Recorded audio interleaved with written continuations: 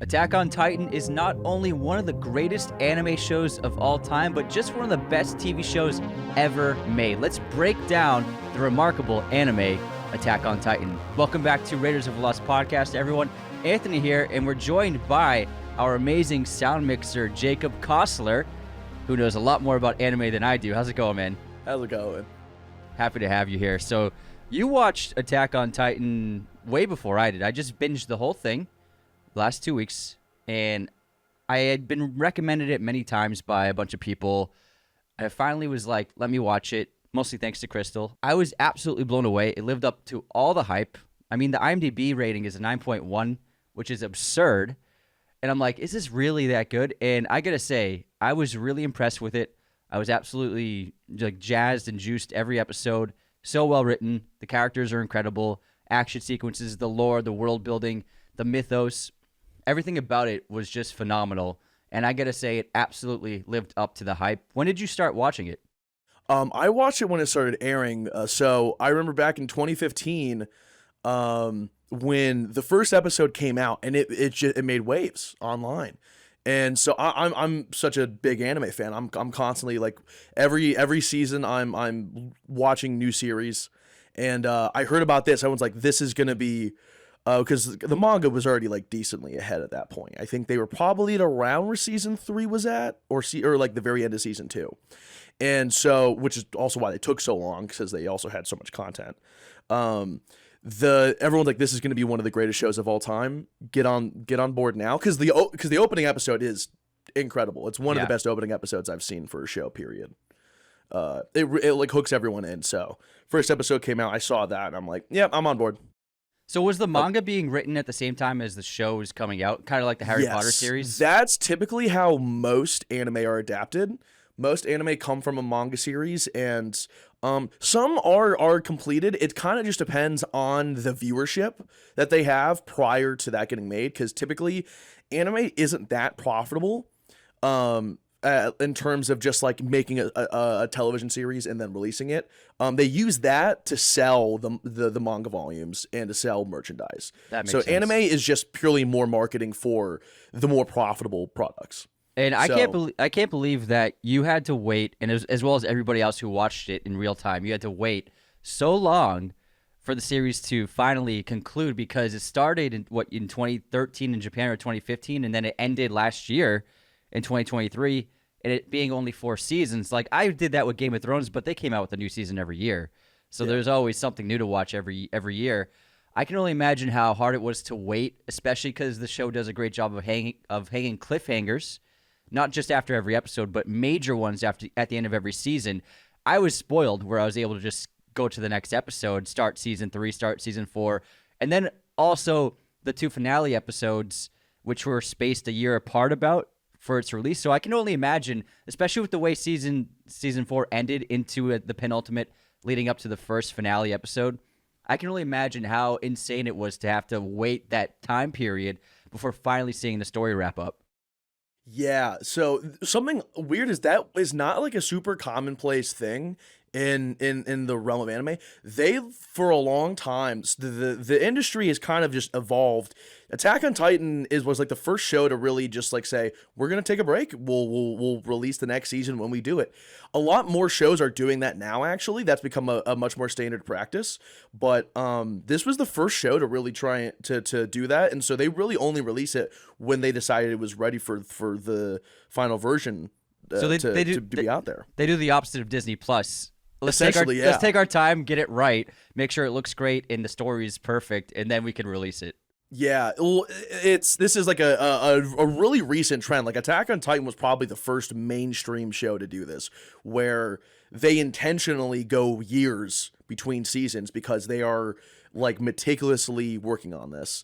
That's always not the standard practice. Some shows will have like every year they'll come out same time, but this was the first one to really start this trend to where a lot of just Japanese animation has evolved since this came out, and I think they've been taking more time to put just better work out, since there's also at the same time the opposite problem where some shows don't refuse to go off air and they just they're like, oh, we're catching up with the manga content. We're just gonna create an entire story arc that's filler content that's not canon to the story that someone inside the studio wrote, and they'll just produce those episodes and move on. And so Attack on Titan, honestly, I think it was for the best that they were not constantly pumping out episodes or trying to keep up or have some sort of pacing to it, because in the end they would have caught up and they would have added fluff that would have taken away from the story, because typically speaking, filler is just not super well written, because like it's hard for you to just insert a story arc in the middle of a story and make that work, because it's supposed to be unimportant when they write it. That's a great point, because there's shows you watch and even animes where there will be an episode or two where it doesn't really have anything to do with the overall story. It's kind of just like let's do this little adventure. And those are always fun, but I can tell when I watch Attack on Titan from start to finish, there's not an episode that doesn't add to the overarching story in some capacity. So every episode had importance and was meaningful, even if it was a little lower in quality compared to the incredible episodes, it still mattered and nothing was wasted. It was also interesting watching it so quickly to see the animation evolve from season 1 to season 4. Season 1 looked really good, but the 3D kind of took you out of it for some sequences. But the action sequences by season 4, especially the finale episodes, were incredible. The lighting was phenomenal. And I was really blown away by the overall animation of the last season. It was just really phenomenal. Yeah, so when they started going to season 4, that they changed studios. So the original studio making it was called Wit. They're still around making content, but like there's a trend that's recently where a lot of studios have been taking on work that they like realistically could not handle. And so some studios will pick up a show for like the first few seasons, and then it'll end up getting passed on to a new studio. That happened with Attack on Titan. I'm not sure the entire logistics behind it, since Japan's tends to be a lot more just closed doors on how they run a lot of their business decisions. But they got lucky, and they went to what's probably the best studio working today, MAPPA. Or MAPPA, depending on how you want to pronounce it. They got Attack on Titan season 4, and that's really when the ball got rolling for MAPPA in general. They got Attack on Titan, and then they basically got the 3 or 4 most popular ongoing manga at the same time. And so, and that whole studio has just become super successful with their work. And so, watching, you can see like how they sort of use Attack on Titan season 4 as a experiment for certain techniques they would use later on in some of their other series if you go on to watch them. And so I think MAPPA was probably the best choice they could have had for this, because their whole specialization is high speed action with just very dynamic animation, and take their time with everything. They don't have a regular release schedule for any of their series. They release them when they think it's ready. I mean, there were some action sequences where I was like screaming, "Let's go!" And fist pumping, like Levi versus the Beast Titan, the assault on Marley. I was like absolutely floored by some of these sequences. But I mean, every time in Levi versus Kenny. So season 3, Levi versus Kenny was a very early action scene. And I was absolutely floored by that, because I wasn't expecting it. It was the first time it was, humans against humans, and it was such a dynamic action sequence, stunning cinematography, great animation, and it's just a great overarching story for that like 5-minute action scene. And that scene happened, my jaw dropped on the floor, because we had seen, the ODM gears, really fun fighting the Titans, but there's only so much you can do against a Titan. But when you have humans against humans, it makes it really even more dynamic than that kind of fighting style. And I remember that Kenny fight just absolutely blowing me away. Yeah, I remember I texted you. I'm like, yeah, season 3 has this one sequence where I'm like, my jaw was on the floor. I was like, this is a TV show? What? Same one? Yeah, it was like Kenny versus Levi and his whole, Kenny's squad versus Levi. And I just remember watching, I was like, this was incredible. I gotta know how they did this. There's a whole video on YouTube where they actually broke down how they made it. They got Japan likes to release like every now and then just behind the scenes of like the animation for what they built. So like they show you how like they built a whole 3D map of the city, and then flew and like you use like a fake camera to like basically fly through there, and they animated Levi into there, and they show like the keyframes and how they like came together. It's so interesting to see how much work goes into that. Like there's a lot of the we talked about 3D like being kind of not great on like the Titans, for example. There's a lot of scenes where the entire environment is 3D, where the entire city, every building is 3D, and but you never know. Yeah. Because of the way they're able to shoot everything, they're able to make it blend seamlessly with the rest of the action, and I think that's something that a lot of series don't manage to pull off, is blending 2D and 3D together like that. And it's what makes Attack on Titan so incredible is not just the writing, but the production aspect of it, of just the amount of time and effort they're using to basically perform things that not a lot of other series have been able to do. That's a great point, because I remember noticing the 3D in the first season, but then by season 3 and 4, I completely forgot that they were even using 3D because I was so in it that I didn't even become aware of it being used. That's how seamlessly it blended together, I think. Whereas the first season, there's some 3D shots where I'm like, oh, it's 3D, but then I didn't even think that, especially in the fourth season. They caught up, and the technology and the animators just did a stunning job with that. And speaking of success, so in 2021, the first part of the final season of Attack on Titan was the most viewed show on television in the United States, before it was taken over by the Falcon and the Winter Soldier.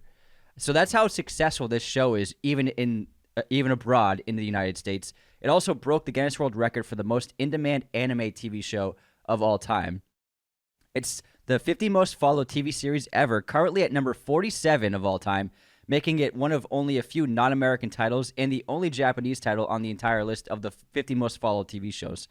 And then in 2022, Attack on Titan won the award for most in-demand TV series in the world from the Global Demand TV Awards. So this is just a massive success. I kind of feel silly for waiting so long to watch it. Yeah, I mean, I think that's a lot of people for anime, if they like haven't already like sunk their teeth in. It's really like you getting that first step into like watching one of the really good shows that I think are just most similar to like mainstream television, we'll say. So like Breaking Bad, Game of Thrones, Sopranos.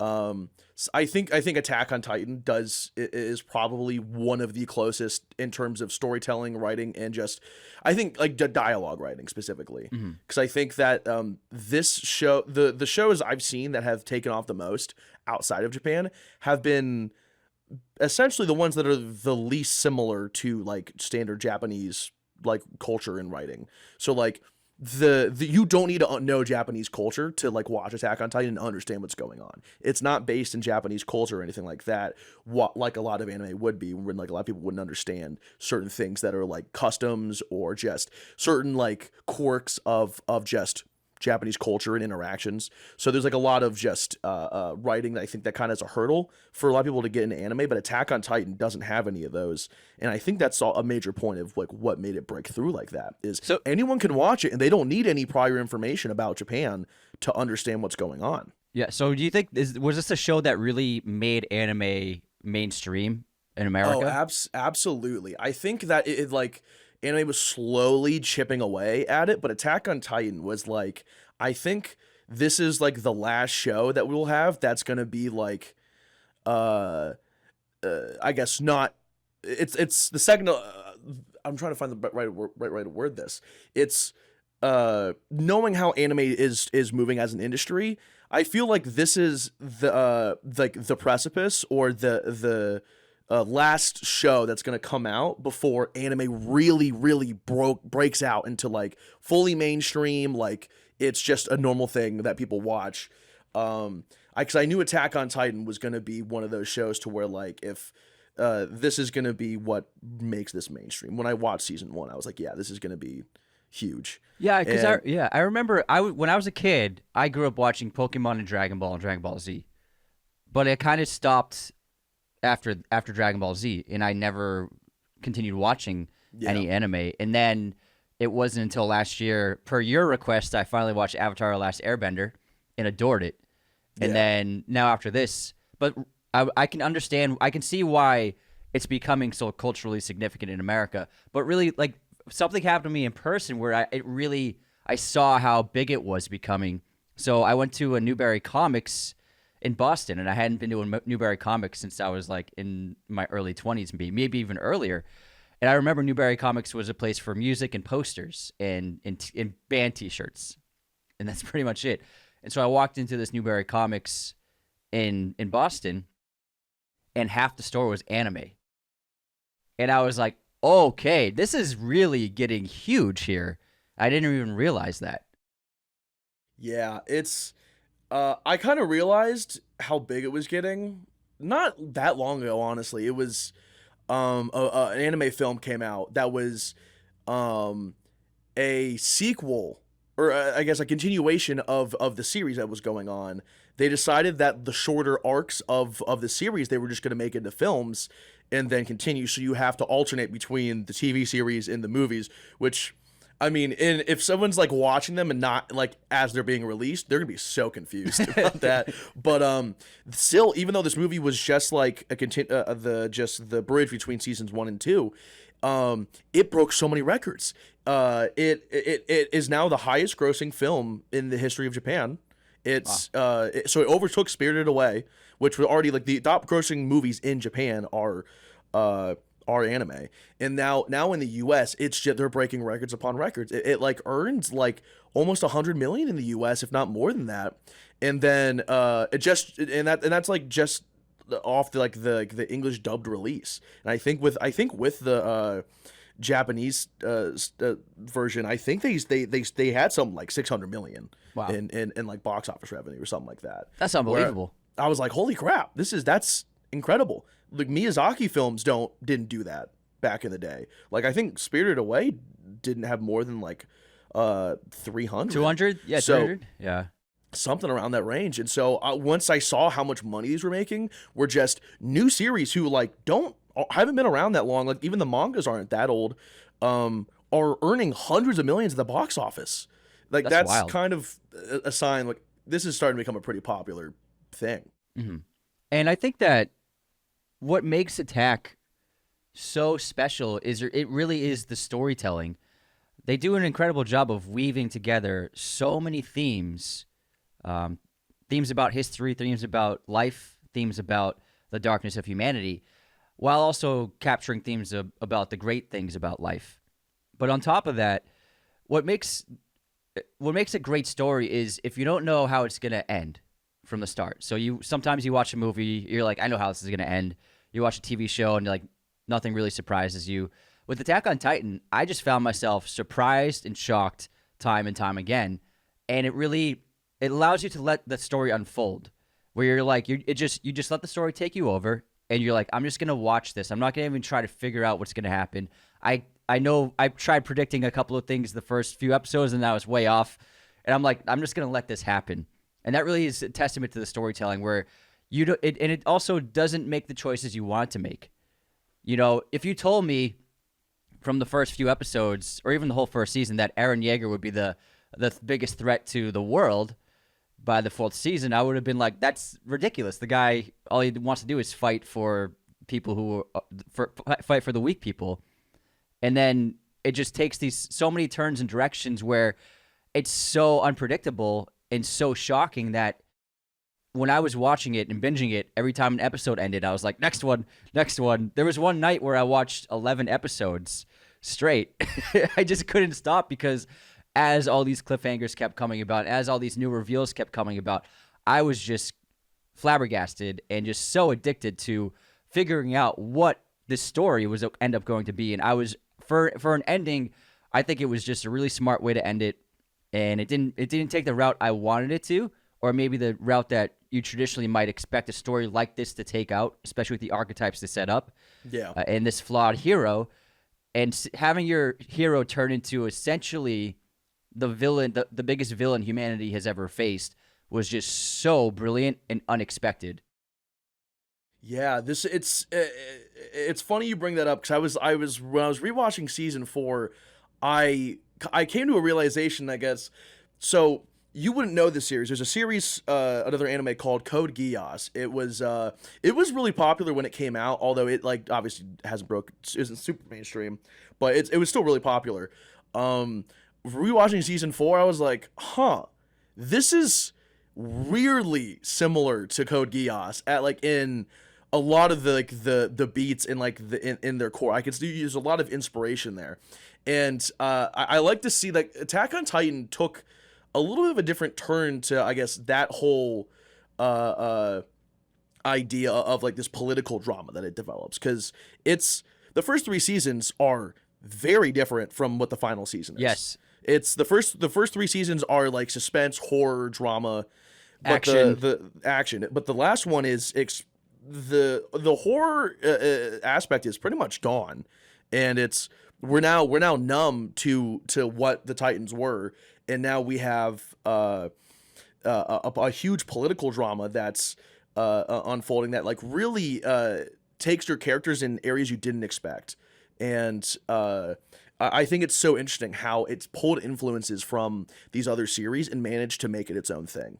I also saw references to a couple of great films. I have to look it up because I didn't. I'm sure people have pulled together lists of cinematic references, but there was an incredible reference to Schindler's List in season 4 near the end as the rumbling was approaching the group of people on the cliffside, and then all of a sudden the footage turns black and white, but all the people are passing this baby atop their hands to save it from the cliff, and it's dressed in this red blanket, and the red of the blanket in the baby is the only color in the entire image, whereas all the people in the rest of the images of that footage were black and white. Very reminiscent of the red coat of the girl in Schindler's List, and I was just so blown away. There's also a great Park Chan-wook reference for his film The Handmaiden, where 2 characters are standing on a boat, and we see this shot from behind them, this huge wide shot with the beautiful ocean behind them. One character's dressed in a white suit, one character's dressed in a black suit, and they're both kind of disguising themselves in that scene, and that's the same thing that we saw that same shot with Mikasa and Erwin on the boat, dressed in the dark suit and then the white suit. They're not so much disguised, but they're pretending to be people they aren't. And I thought those were just beautiful cinematic references to incredible films. And that's one of the strengths to the series is how cinematic it feels, how big the storytelling feels. It really made me feel like I was watching just a 90-episode movie in a lot of ways. Yeah, that's something I found that the series constantly excels at. You feel like you're watching a film. I think we're like this is I guess anime's no isn't excluded from this, but we're in an era where television and the quality of television is starting to overlap with film. And I think and I think Attack on Titan and a lot of recent anime series are proof that that's the case across the board. It doesn't matter what medium you're creating in. We're getting to a point where a lot of there's so many ways to tell stories now, and I think Attack on Titan uses the most that it can with the medium that it has. I think it does everything in its power to communicate, whether it's visually, and I think a story like Attack on Titan, that I'm not even sure if that could like truly work in live action. To like there's certain parts of the story I think the scope of it kind of is almost limiting. There's certain ideas in imagery that you can only communicate through animation, or through anything that's hand drawn. So like the manga too. When you get to live action, I think there's certain things in the visual storytelling they have where you're like, oh, I don't think a live action adaptation could even like communicate that. I was thinking the same thing. So I was thinking during the first season, oh, this could be a great live action film. But then as the series, the scope of the series got bigger, and the scale of the visuals got so huge, I was like, there's no way this could work live action. Like they'll do it, they'll try it eventually, but it's not going to do it justice. And there's a couple of reasons. So, like you said, the visual imagery would be too impossible to pull off, and some of it wouldn't quite make sense in live action. But also some of it would be too horrific in live action. So if you did live action Colossal Titans, that would be really disturbing to look at. It would be really kind of gross and grisly and very graphic, and especially So the Colossal Titan, but also the entire rumbling of the million Colossal Titans. That's the imagery that it works live action because it's not as off-putting with animation. It's not as disgusting or grotesque, or you're literally talking about giant fleshless beings. Like if people were watching that on screen for an hour, that would really be tough to take in. And so I think the animation is the only way this story can ultimately work. And on top of that, it's very graphic. Like, especially the first few seasons, watching people getting devoured by Titans over and over again, I was being like desensitized to it, and it was very like disturbing just in animation. And I know that live action, it would be far too horrific, and in a lot of ways they wouldn't really be able to show what they showed with animation. Like, it wouldn't get an R rating. It would be like NC-17 or X-rated because it would be that messed up and disturbing to look at in live action. And so I just think the animation for this story is really the only way that it can work for an audience. Absolutely. I think the show is like the epitome of why I love animated projects so much, is that there's certain things you just can't communicate in any other way, or certain feelings that you can give the audience. Is the only way to do it is through a hand-drawn thing, something where you have 100% control of the image in down to the pixel. Yeah, I mean, with anime, there's like sequences like where the background will change into like an animated colored backdrop behind characters, expressing the mood of the moment. If you do that in live action, the audiences will be like, "This is weird." It wouldn't work.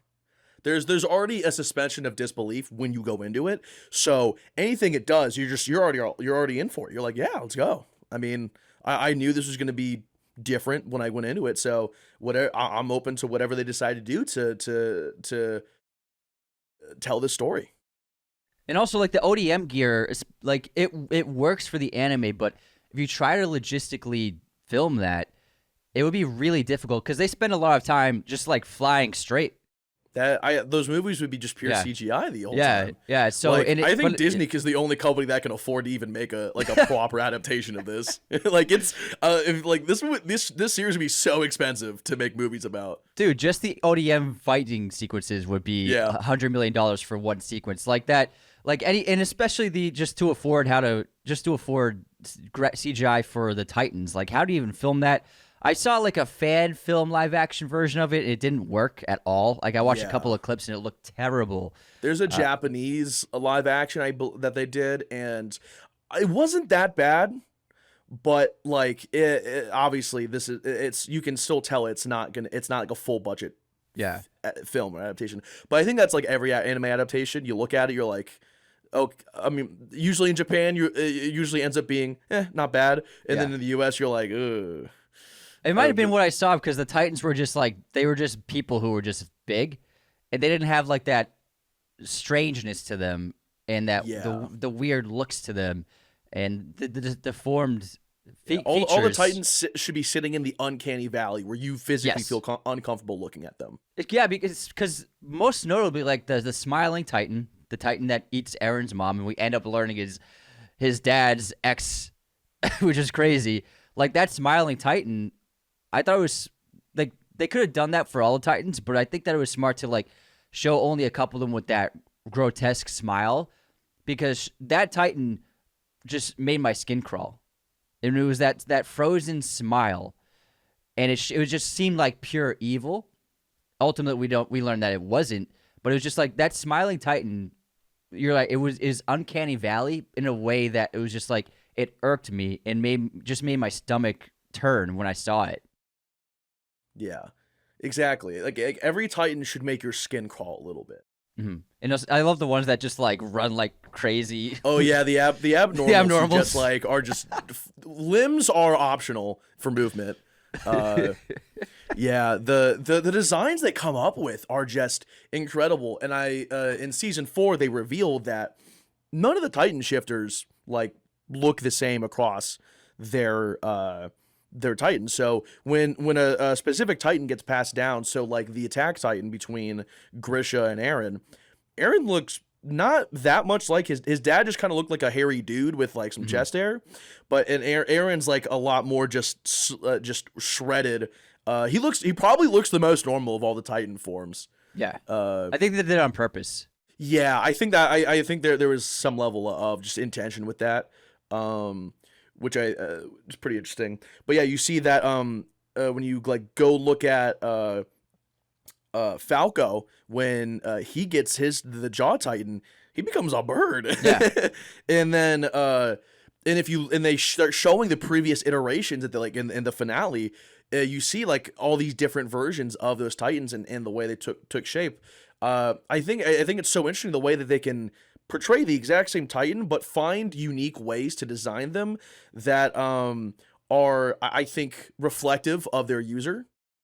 So while there are some shared traits, each Titan is individual, Yeah, I and, think and yeah. and the way they manage to stay unique with every single design, where it doesn't feel like uh, it's just the same thing again. Yeah, like and Ymir's Jaw Titan didn't even have like the jaws really or the Exactly. claws. I thought it was really smart because it made it feel like the human being that was turned into a Titan reflected that version of that Titan. I think there like it's that one of the nine Titans, people can be best suited to certain ones. So I think that Erwin was perfectly suited for the Attack Titan, obviously, and I think that Falco is representative of being perfect for the Jaw Titan, for fully realizing its true form, like its full form. So I think that certain people, if they get the right Titan, they can make it the greatest form of its potential. And then some other people, when they get the Titan, like Ymir, isn't suited for the Jaw Titan, so she just looked and appeared and acted like a kind of like a normal Titan when she ate the Jaw Titan's powers. So I think that certain people bring out the vast potential of each one. When they I guess they don't discuss it as much, but it's very clear there's like a huge process that goes through in Marley when they were picking who were going to be the warrior candidates and why it's like such a big deal for them to have the right person for the right Titan. So while it's not revealed, I'm sure that they have a whole process and how they figure out who's going to be the best option for this. So this is why all these people who weren't candidates, like their Titans don't have the same powers, or they might be limited in what they can do. So like Ymir she has claws and like has her jaw isn't the same strength as the It's next not two hardened. people who have Yeah. like a full bone like mask that can break even the hardest material they can generate. Yeah, I thought it was so interesting. Now, speaking of all these Titans and people, we have some rankings. I'm not sure how much you agree with these rankings, but we'll get through I them. generally agree. There's Yeah. a few of them I would kind of like shift around. So But I want to rank characters. I want to rank seasons. We'll rank the best twists of the movie of the series, and then the most powerful moments, and then the best action sequences. Because it's hard to talk about 93 episodes, so I think that this is a great way to bounce around and hit our favorite moments and beats. So let's start with ranking the seasons. So for me, I would say I would rank it as season 2 is the fourth best, and then season 1 is the third best, and then I would go season 3 is third best, and season 4 was my favorite. I wasn't sure about season 4, especially with the first 4 or 5 episodes when we're just in Marley. yeah, these guys And drop you in. They're like, yeah, like I thought it was gonna be like an yeah, episode. hope we don't lose any, y'all. Yeah. If you're patient, you'll get back to what you want, but you're Exactly. gonna have to be on the ride. I was like, is this gonna be like an episode pilot? Like first episode, we're gonna get to see Marley. I was like, this is cool, but then like 6 more episodes, I was like, Yeah. when are we Like, gonna see you're the telling me I don't characters? see Aaron till Yeah. 7 episodes into the season? Yeah. What are you So talking about? So at first, I was kind of thrown off by the 4th season. But then when Aaron does show up, oh my God, with the assault and Yeah. that was just unbelievable. It's so random, and Yeah. I love it. And I ended up, at first I was like, the time jump, I'm not sure how I feel about it. And then you had to really, really pay attention when you learned, because we're traveling back storylines, past and present, because we reveal Aaron and the others in their new black suits, which look so badass. But then they also later on reveal that first boat with Yelena, teaming up with them, making this plan, trying to figure out what they should do. So that we do jump around time, which we hadn't really done before. But then once season 4 started, got rolling, I was just invested. I love the lore. I love learning more about the founding Titan Ymir, and I love learning more about the entire lore of the Titans. And by the finales, I was just like, this is fucking unbelievable. So I have to put it as my favorite season without a doubt. Season 1 was very strong, and then season 2 really great, but I just had some pacing issues. It didn't flow together pacing To me, wise. I see it as like the two towers. Yes. Of the friend. We're like it's still great. Yeah. But it's never gonna be your favorite because the most important events don't happen in that season. Yeah. Like we get some great reveals. Yeah. Like Annie and Bertolt and Reyna as Titans. Satisfies a lot of the mystery aspect of it. It has really great twists, but it didn't have as compelling of a story as the other 3 seasons. Not to say it still wasn't great. And I think season 3, if it wasn't for season 4's epicness, would have been my favorite, because season 3 is really flawless in its pacing and its storytelling, and every episode really fucking hits in that season. And from start to finish, it's like 24 episodes, but it just steamrolls through an incredible story. So overall, season 3 is the most consistently great. But I just gotta say, season 4 is just the culmination of the whole story, how they ended it, and just that finale 2 episodes. It was just phenomenal. It was just groundbreaking for me. For me, I think I'm about the same order. I think I would put 3 over 4. I think 4 has like every now and then you run into a little bit of pacing issues, and I also think they throw just a little bit too much information at the viewer, for you to like really process what's going on. So it'll take you like 3 episodes to figure out what the hell they were talking about. Exactly. Yeah. They'll like say, "Oh, here's our plan," and I'll be like, I don't know what any of that just meant. And then the plan happens. You're like, oh, okay. Now it makes sense now that you see it happening.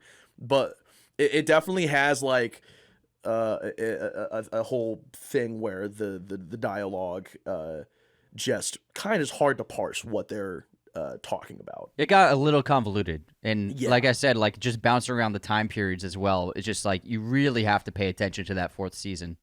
Yeah, so I would definitely put 3 over 4, and then it'd be 1 and 2, because I think 2 just feels the most incomplete because it's a very short season. It's like it's not even 20 episodes. It's less than that. It's like 12 to 17, somewhere in that range.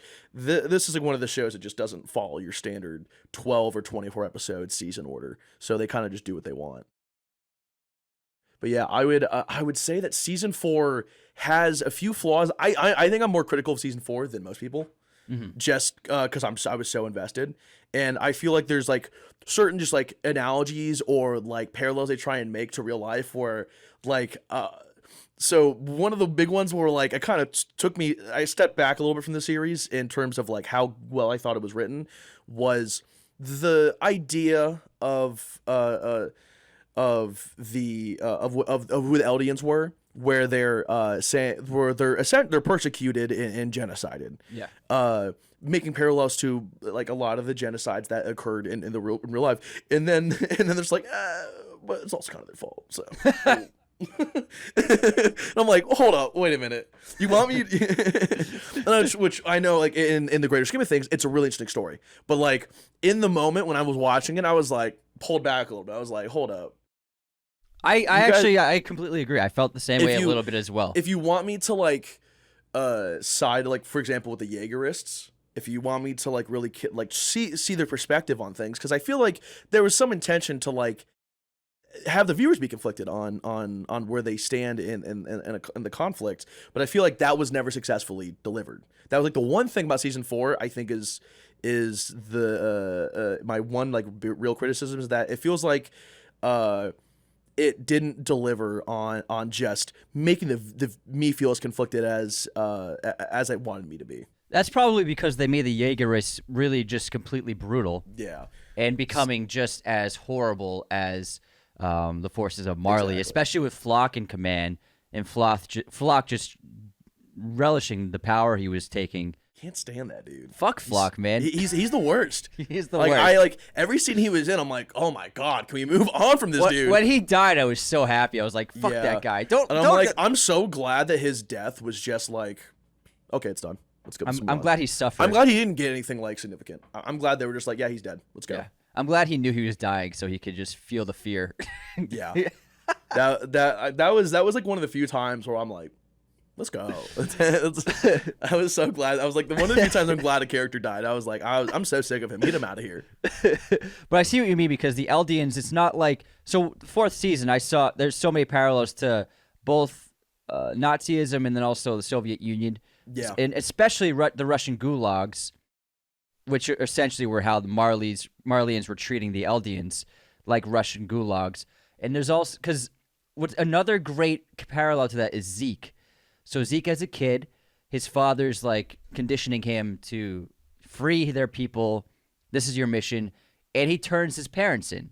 He rats on his parents. This is something that happened in both of those cultures. And also the novel 1984 does a great job of translating that. Like, parents in that novel are terrified of their kids for reporting them for any kind of what's called thought crime that would be against the civilization that was built, that took over.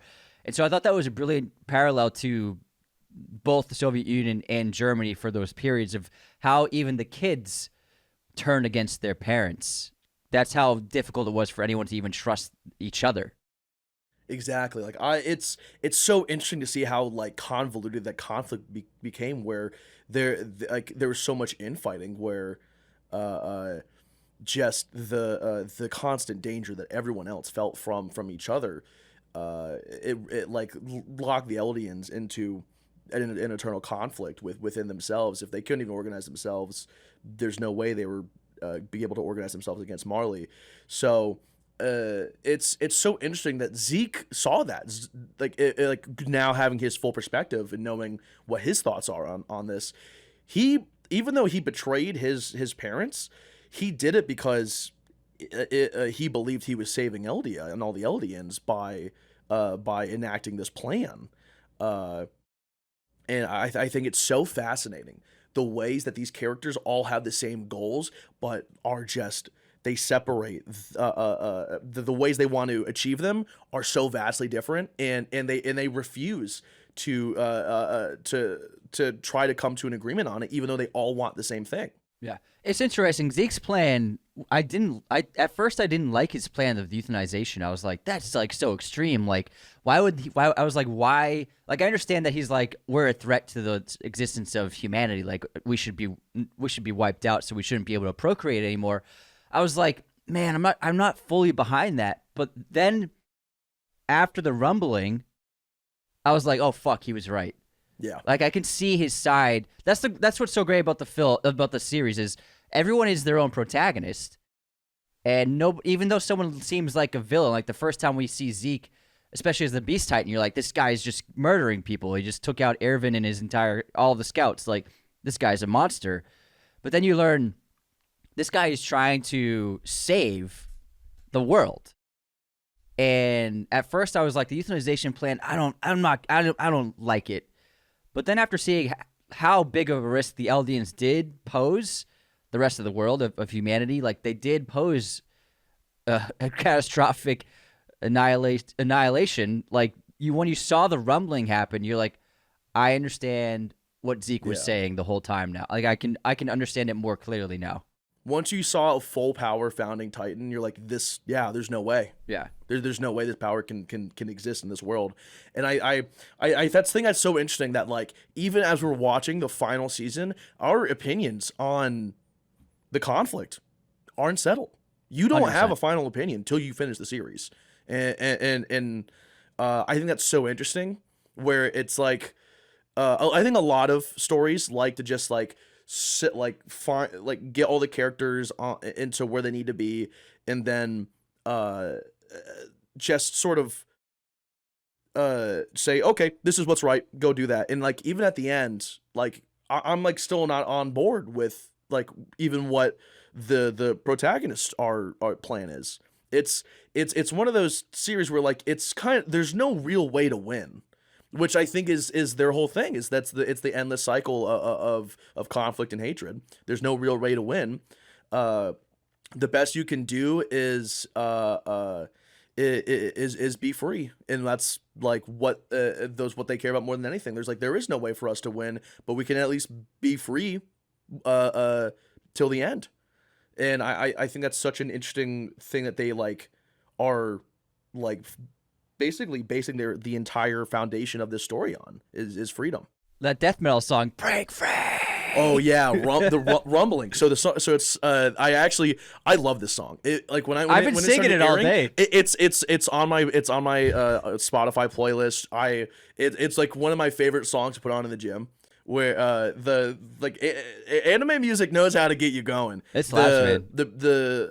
I'm not sure if like they have like a whole like organization that like of like secret ghostwriters who like write these songs, because I know like I'm familiar with the artists who make them, but I'm not sure. I don't look into who's writing them. Mm-hmm. But like I don't. There's just something about anime opening songs where like whoever they hire to make these across not just Attack on Titan but other series, they're not getting paid enough. Because I'll hit PRs to the opening of an anime song. I love how the theme song and opening title credits changed with every season. Yeah, I loved it. I thought it was so cool. It was so interesting, and the songs did translate the themes of the main themes of what was happening that season, and especially that final song with the break free. Because you're right, the ending, the theme is about bringing freedom and freedom of choice to the world. And I also love the ending for how dark and grim it was, because it wouldn't have worked if it was like Eren saved the world, we're all at peace now, we're all friends. It would have not worked at all. Like, I was walking into the final episode, I was like, Eren has to die. There's no way he can live throughout this story. Like, he has to die. And I understood what he did. Eren's choice it's hard to swallow. But he felt it was the only way to really eliminate the Titan power from the Earth, and it still didn't provide peace. It didn't provide lasting peace or save the world. Essentially, 80% of the population was wiped out, and the lasting 20% have to basically figure out what they're gonna do. And in a lot of ways, things went back to the way they were, because that's the way things always will be. Yeah. There will always be conflict. There will always be war, and there will always be foreigners to each other. People will always be segregated, especially countries. And so I thought it was really smart to not make it, we save the day, let's all celebrate. I think that's also one of the most controversial choices about the series, is because this ending is pretty controversial online. So the anime does make a few changes to scenes, and I think it is a bit better than the manga in the way it's written, but I think a lot of people are kind of on the don't necessarily agree with the idea that humanity should go back to conflict. That the whole point of this conflict was humanity needed to band together against one huge opponent who they have no other way of taking down besides together, and that forces them to know each other, to learn about each other, and connect. And so a lot of people take issue with the fact that humanity goes back to conflict immediately, which I can understand why you could like criticize that as an expectation for the series. Yeah. And I think it's so interesting, because I think a lot of series would have done that route of humanity finding peace finally. I think Attack on Titan is one of the few series where it's even though it's a happy ending, it really isn't. It's the only separation is that humanity exists on it, but conflict still goes on, and the cycle isn't truly broken. Because Zeke's plan wasn't that much different of euthanizing all the Eldians. Yeah. However, Eren understood that wasn't enough. So I think the whole point behind Eren's decision was, we have to eliminate this godlike power from the Earth so that it can never fall into the hands of people ever again. And so he's like, we have to eliminate the Titan power. And so this is the only way to do that, because euthanizing the Eldians wouldn't stop that. The founding Titan would still exist, and then the parallel Titans probably could find another way into humanity, similarly to how Ymir became a Titan, the original Titan. Something like that could have happened again. So I think that Eren believed that humanity's future could never last with this godlike power being accessible. So he's like, we need to wipe out the godlike power of the Titans completely and eradicate that, and then humanity can go forward into its future. I definitely understand where he came from in terms of his reasoning to pursue this goal, because there's so many levels to it, which is what makes the show so fascinating. Is that no one has one specific reason for why their choices are what they are. It's so much is built up to where they are in the finale. And his character arc is just unbelievable. So speaking of character, let's do our character ranking. So we put together a list of 22 of the lead characters. There's so many others, but I was like, I don't have time to do 100 characters. Yeah. So these are like the 22 biggest roles in the series. So at number 22, Flock, being just the worst person alive of all time. I hate Flock. He actually frustrates me. he became a good villain, but it was just like every time he was on screen, I was like, fuck this guy. I hate this guy. I'm like, when are they gonna kill this dude? Because he's like he loved killing and he loved being in power. He reveled in it. Yeah. Like he even said when like as he starts becoming an important character in season 3, he's like, I was gonna kill Commander Erwin. But then I realized that we need a he's like you could see the beginning of the Jaegerists starting with him in season 3. Yeah. And as Eren is starting to see the memories and how he's starting to transform as a person, and Flock just becomes just the worst. He also has the worst hair. You can see it in season 3. Like you're like, he's gonna be the worst character on this show. Terrible hair too. I hate his hair. Yeah, he's got that weird. They gave him a glow up in season 4 a little. Yeah, bit. Season 4 is better, but he had like the little poof. Just it was. His sides were pointing forward, then his poof up. I was like, what is this hair? Yeah, like he always looks like he just got out of bed. And then we have basically his partner in crime at 21, Yelena. I never really liked Yelena, and I didn't like how she survived. I thought she should have died because she was awful. She was just as bad as Flock. And I liked her at first, but then like I didn't like her at all. I like to see her as a foil to Flock. Yeah. Okay, yeah. Where they're both like devout followers of one of the Jaegers, and Flock though is reveling in the horror and destruction, and he's reveling in all of it. But Yelena doesn't necessarily like want to be killing people. Mm-hmm. Like it's clear that she actually has a moral compass for what's going on. Flock just wants pure revenge and all that. Yeah. Yelena wants to actually save people, and she has like true motivations to aspire to something. Her loyalty to Zeke is admiration or infatuation rather than Flock almost essentially using Eren as like a surrogate for his lack of ability to do anything. Yeah, that's a great point. Yeah. So I think Yelena surviving and Flock not kind of shows is also intentional, since they both serve similar roles. The differences between them is Flock was doomed to die. His endeavors as a Jaegerist doomed him to die. He killed innocent people for no reason. He was too evil. He was destined to die. Yelena never her actions were always with reason, and political. She never. Anyone who was say what you want about the series about a lot of people dying, anyone who was like truly like just evil to the core, or someone who was just villainous and did unforgivable things for no real reason, all kind of got their comeuppance in the end. Mm-hmm. Great point. And so Yelena, like anyone who like ended up killing innocent people, all the ones who survived had reasons for it. They were like Titan shifters or Eldians who were forced to work for Marley and all that, or Marleyans who didn't know better because they were tricked by the history that they were told. The devils. Although I think it's I guess an interesting thing is whether or not what's the true history behind Ymir. I think there's a little bit of truth in both sides of things. Yeah, we actually see two different versions. Yeah. And then we kind of get to see then Ymir's version at the very, very end, where we see the first king dead, And It was him he was killed with the spear at the very end. yeah. Yeah. I like that difference. All right, next I, up we I have, like the idea that it's like just their neither history is necessarily 100% correct. yeah. I mean, I think Amir's backstory is fascinating. It was one of my favorite sequences of the whole thing, like learning about that lore. Next up we have at 20 Falco. His Titan's great. Yeah. He's just like, and he's a cute kid.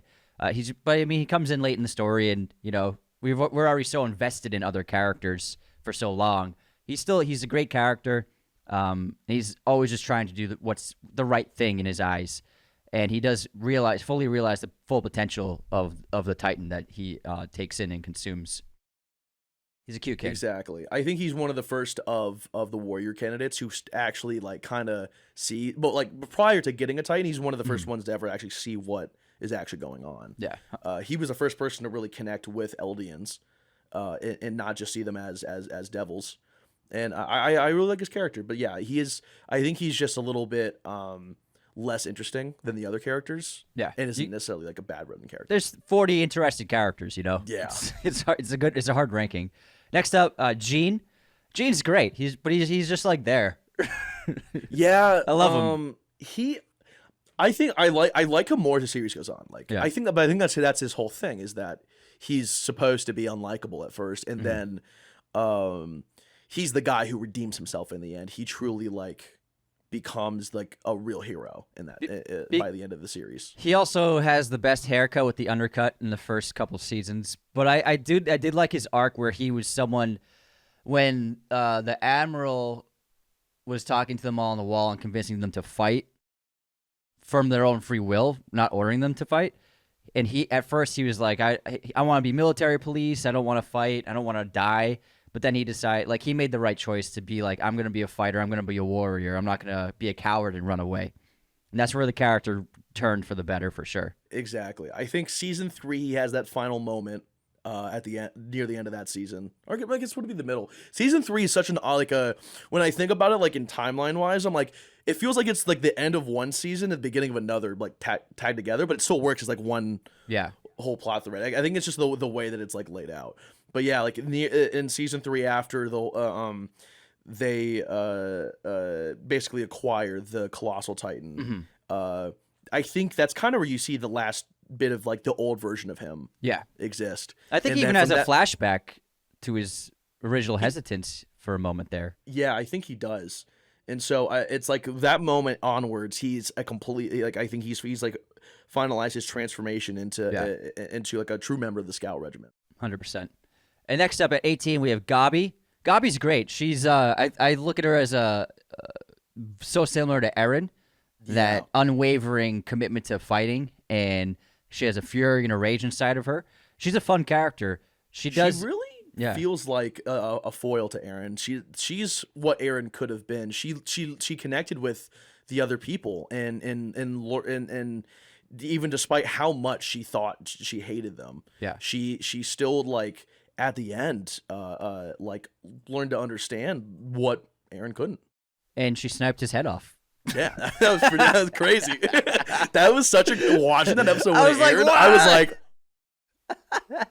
His head's flying in the air in slow motion. Spinning. I was like, what the fuck? I thought he was dead that time. Oh my god, she's great. Season with this 4 great provided sniper. so many just like insane shots. So many fucking great shots. Out of context moments too. Yeah. All the memes that came out when that show was going on were hilarious.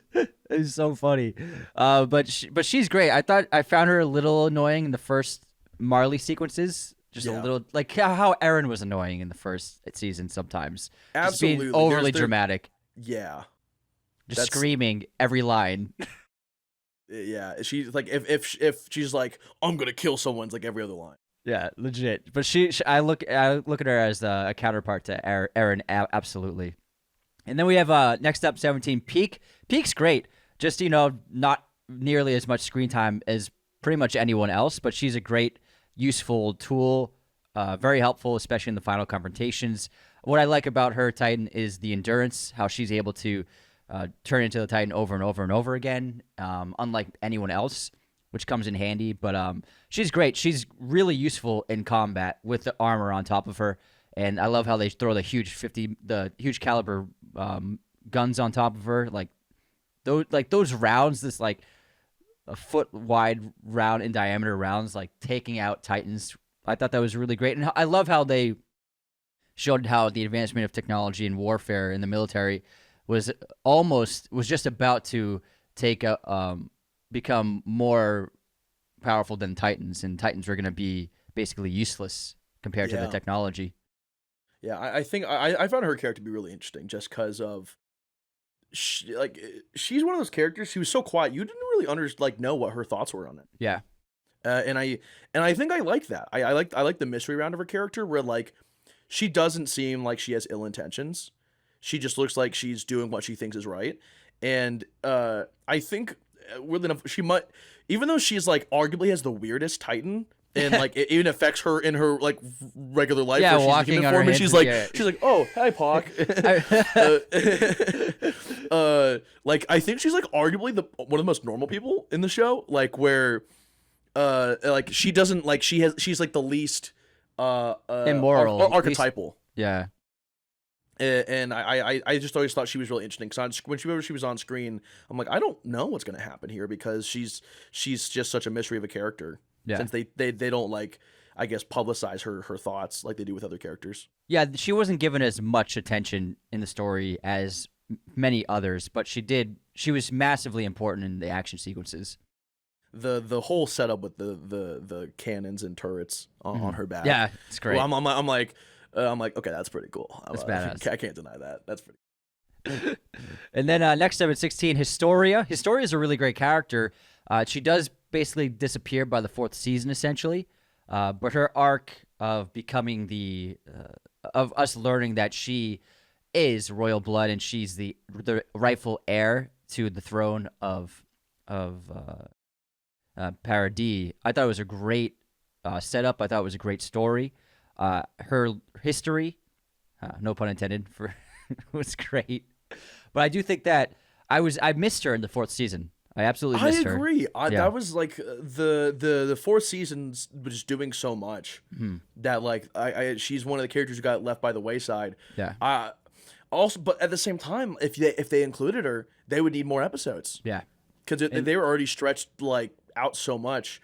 Like if they added like another main character who they'd have to cover, that wouldn't have worked. So yeah. I understand why she got left to the wayside. Yeah. It would be impossible to manage the story with her included into there.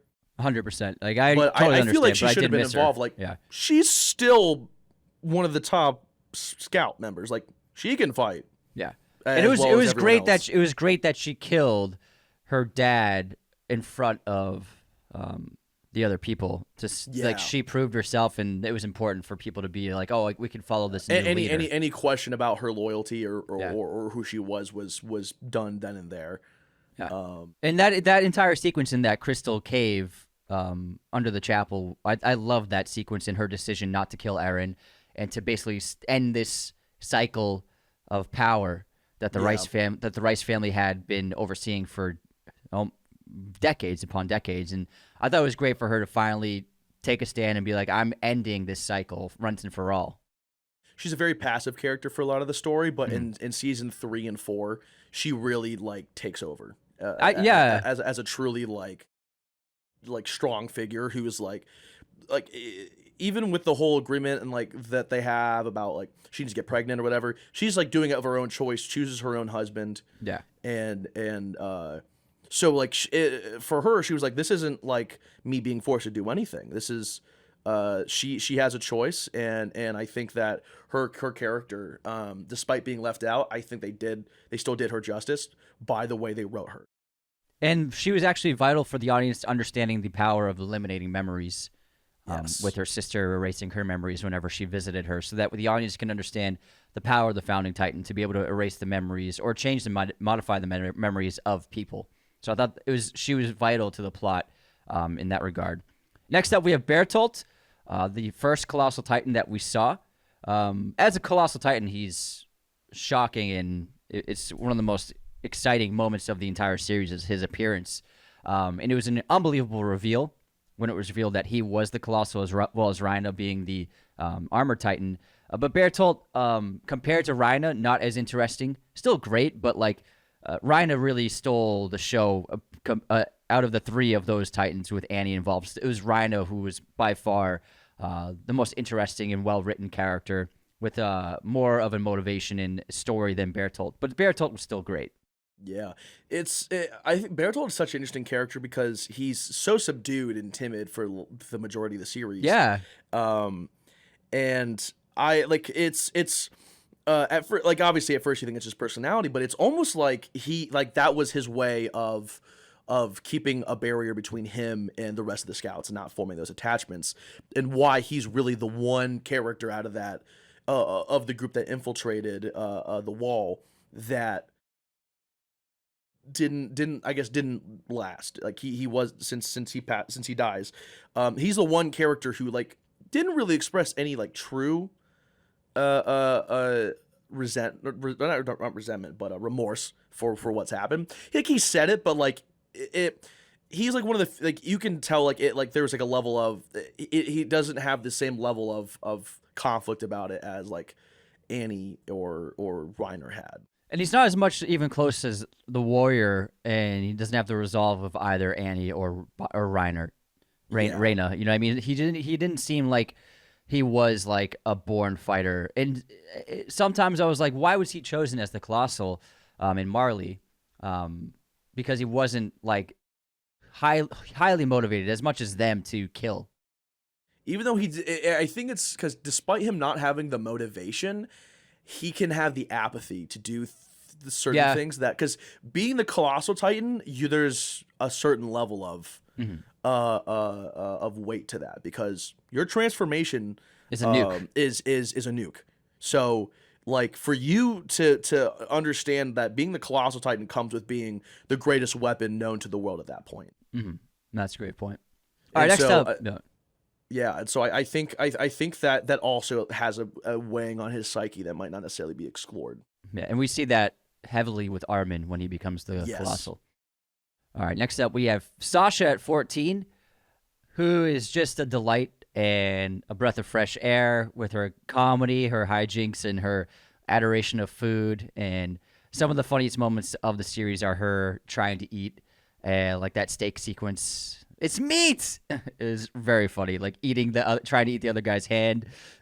She's just so funny, and I was so pissed when she died. I was like, that's why I rank Gabi lower, because she killed Sasha. I was like, God damn it, Sasha's dead. Gabi, like I had to like finish the series and like have a little bit of space before I could like actually appreciate her character, because like I finished the show, I'm like, fuck this bitch. I'm so sick of her. I'm sick of her. I'm still not over Gabi killing her. Like I know that's that one's like still I all the scouts, like all that the main group, like that's like one of the few things I like would want to change in as a fan. I'm like, I don't want Sasha to die. What? That was my hardest death to take in. Like Hanji was a tough death too, but she went out swinging, you know.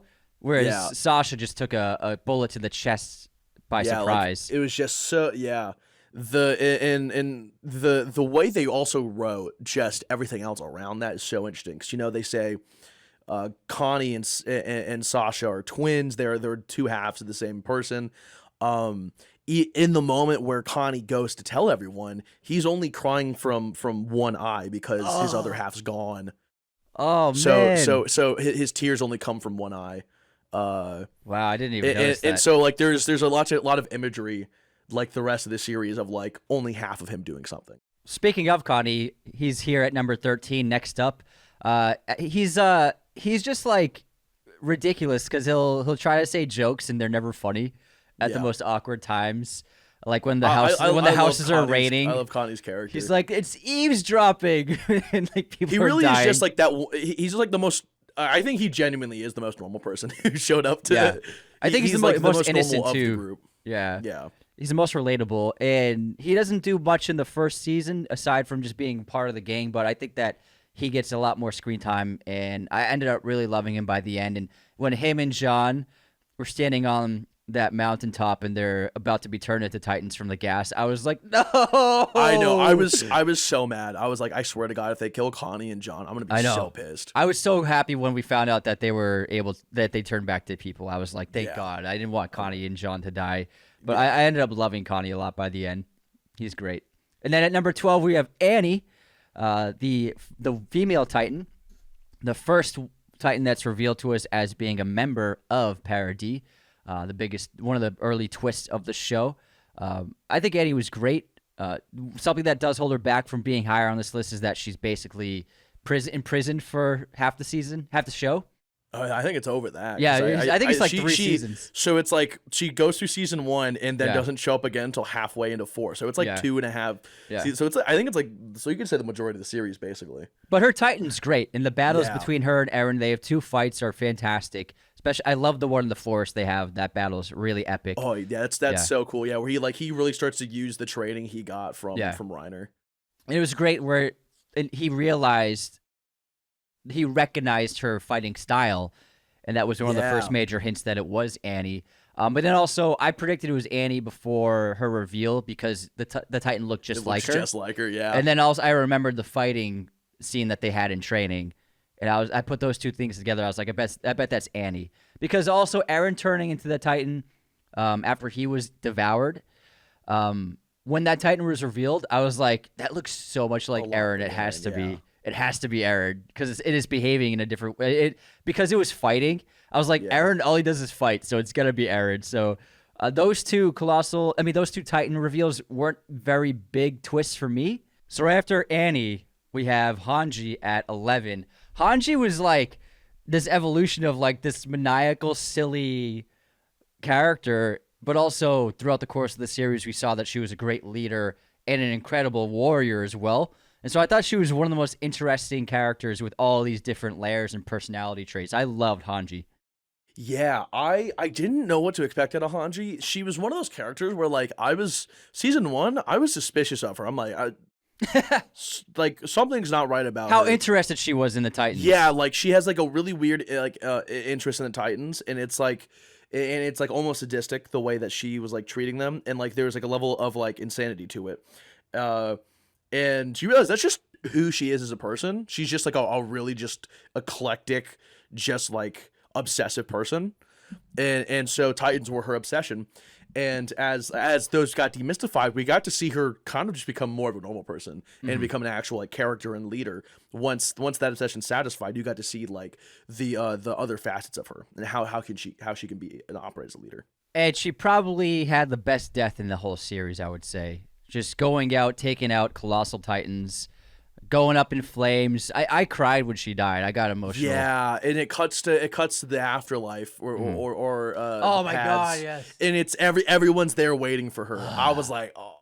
And then Erwin's like, we have plenty of time to talk about it. I was like, oh my god. I almost thought Eli died at the end when they showed up, and then they disappeared. I was like, fuck. Oh my god, he's not dead, is he? Yeah. Well, Levi, I thought Levi died twice, so I'm fucking A, man. I know you knew, like, if they killed Levi, I think the fan base would have rallied. All right, next up after Hanji, we have Kenny at number 10. This great surprise wild card of a character who showed up out of nowhere, but ended up being way more important than I thought he was going to be. I thought he was just going to be this gunslinging villain, but he ended up becoming, as we know, we learned he was an Ackerman. He was part of that line.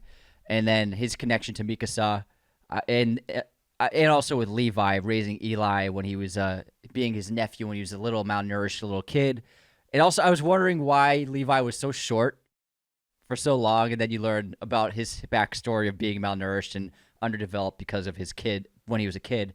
Kenny trained him, and I thought that was just a wonderful, wonderful character. What a great antagonist who ended up being someone like you also rooted for. Yeah, because he wasn't even necessarily a villain. I think he's like one of the epitomes of like the product of that world. A tool. Yeah, he became a tool for just everything wrong with the original version of Parody before it was taken over, where he's like Levi shouldn't have been raised that way, and so. And even Kenny was aware of it. Like after Levi had started that fight and won, he realized, like, he was like, one, Levi can take care of himself, but he's also not the father figure he should have been for Levi, and so he leaves and just fully accepts what he is. And so when he comes in, this is a guy who's gone through this journey already, and he's such an interesting character where there's despite the way he portrays himself, there's a lot of layers to him. Yeah, and he actually, I mean, he chose to die rather than continue living as a Titan. I thought that was a great choice because when he had the syringe next to him, I was like, "Oh fuck, Levi's gonna be a Titan," and ironically, he would have survived given the culmination of the events. Well, actually, they probably would have killed him because they did eradicate parody of Titans at the end of season 3. But I thought it was a great choice. Like it showed a lot of depth to him where he wasn't just this gunslinger, and also the connection he had to his team and his squad who he trained. I thought it was a great character. And he was just such a nice surprise in season 3. Yeah, absolutely. I mean, I think the sequence with him and his squad versus Levi is my favorite action scene in the series. Fuck yeah. And so the way that they introduce him, the way that they like portray his backstory and his thoughts, and then his death, I think was just perfectly executed to where this is how you introduce a major character who is for their intended purpose and then remove them from the story in such a great way that has a lasting impact without like just a random character becoming so important and then being gone. Like Yeah, I think they give him the appropriate time and he has the appropriate impact. Nothing more, nothing less than what he needs, and then they move on from his character. And having a connection to two very important characters in Levi and Mikasa. Exactly. We get so much more information about the whole Ackerman family because of him. All right, next up we have Reyna at number 9, the Armored Titan. For a while, the Armored Titan was just such a devastating force for everybody to handle, especially the scouts, and learning that was Reyna and kind of being the leader of that gang of Marley and Eldians who basically were sent to Paradis to basically exterminate all the devil Eldians there. I just loved Reyna. It's funny, the show did such a great job of showing you like these characters that you thought were just like minor supporting characters in the first season. You're like, oh, it's Reyna. He has a couple lines here and there. He's like part of the scouts. Yeah, he's cool. And then it ends up being he becomes one of the biggest forces in the story. I thought it was just so brilliant and so well written. And one of the biggest shocks for me was Reyna being the Armored Titan. I thought it was fantastic. And just that really? when he tells Erwin on top of the wall, and then Aaron's like, "What the fuck?" Yeah, he says it so casually. He's like, "Oh yeah, by the way, I'm the Armored Titan." And Berthold's the Colossal. Like, Aaron's like, "What? Wait, what did you say?" Hold on. I saw this, you sent me that TikTok. Did you send me that TikTok? Yeah, I did. It's just this guy who just pretend he's like, "Oh, sup, bruv? See you later. By the way, I'm the Colossal. By the way, I'm the Armored." What? What? Catch you later, man. Yeah. That guy who I said is like one of my favorite TikTokers. He's been like doing comedy skits like that for like 2-3 years, and they still hit like every single time. It's so funny. Oh my god. All right, next up go ahead. Get into Sorry, Reiner. I was gonna say Reiner. This is one of the people I'm gonna disagree with you with. I think he should be a lot higher up on this list. Mm-hmm.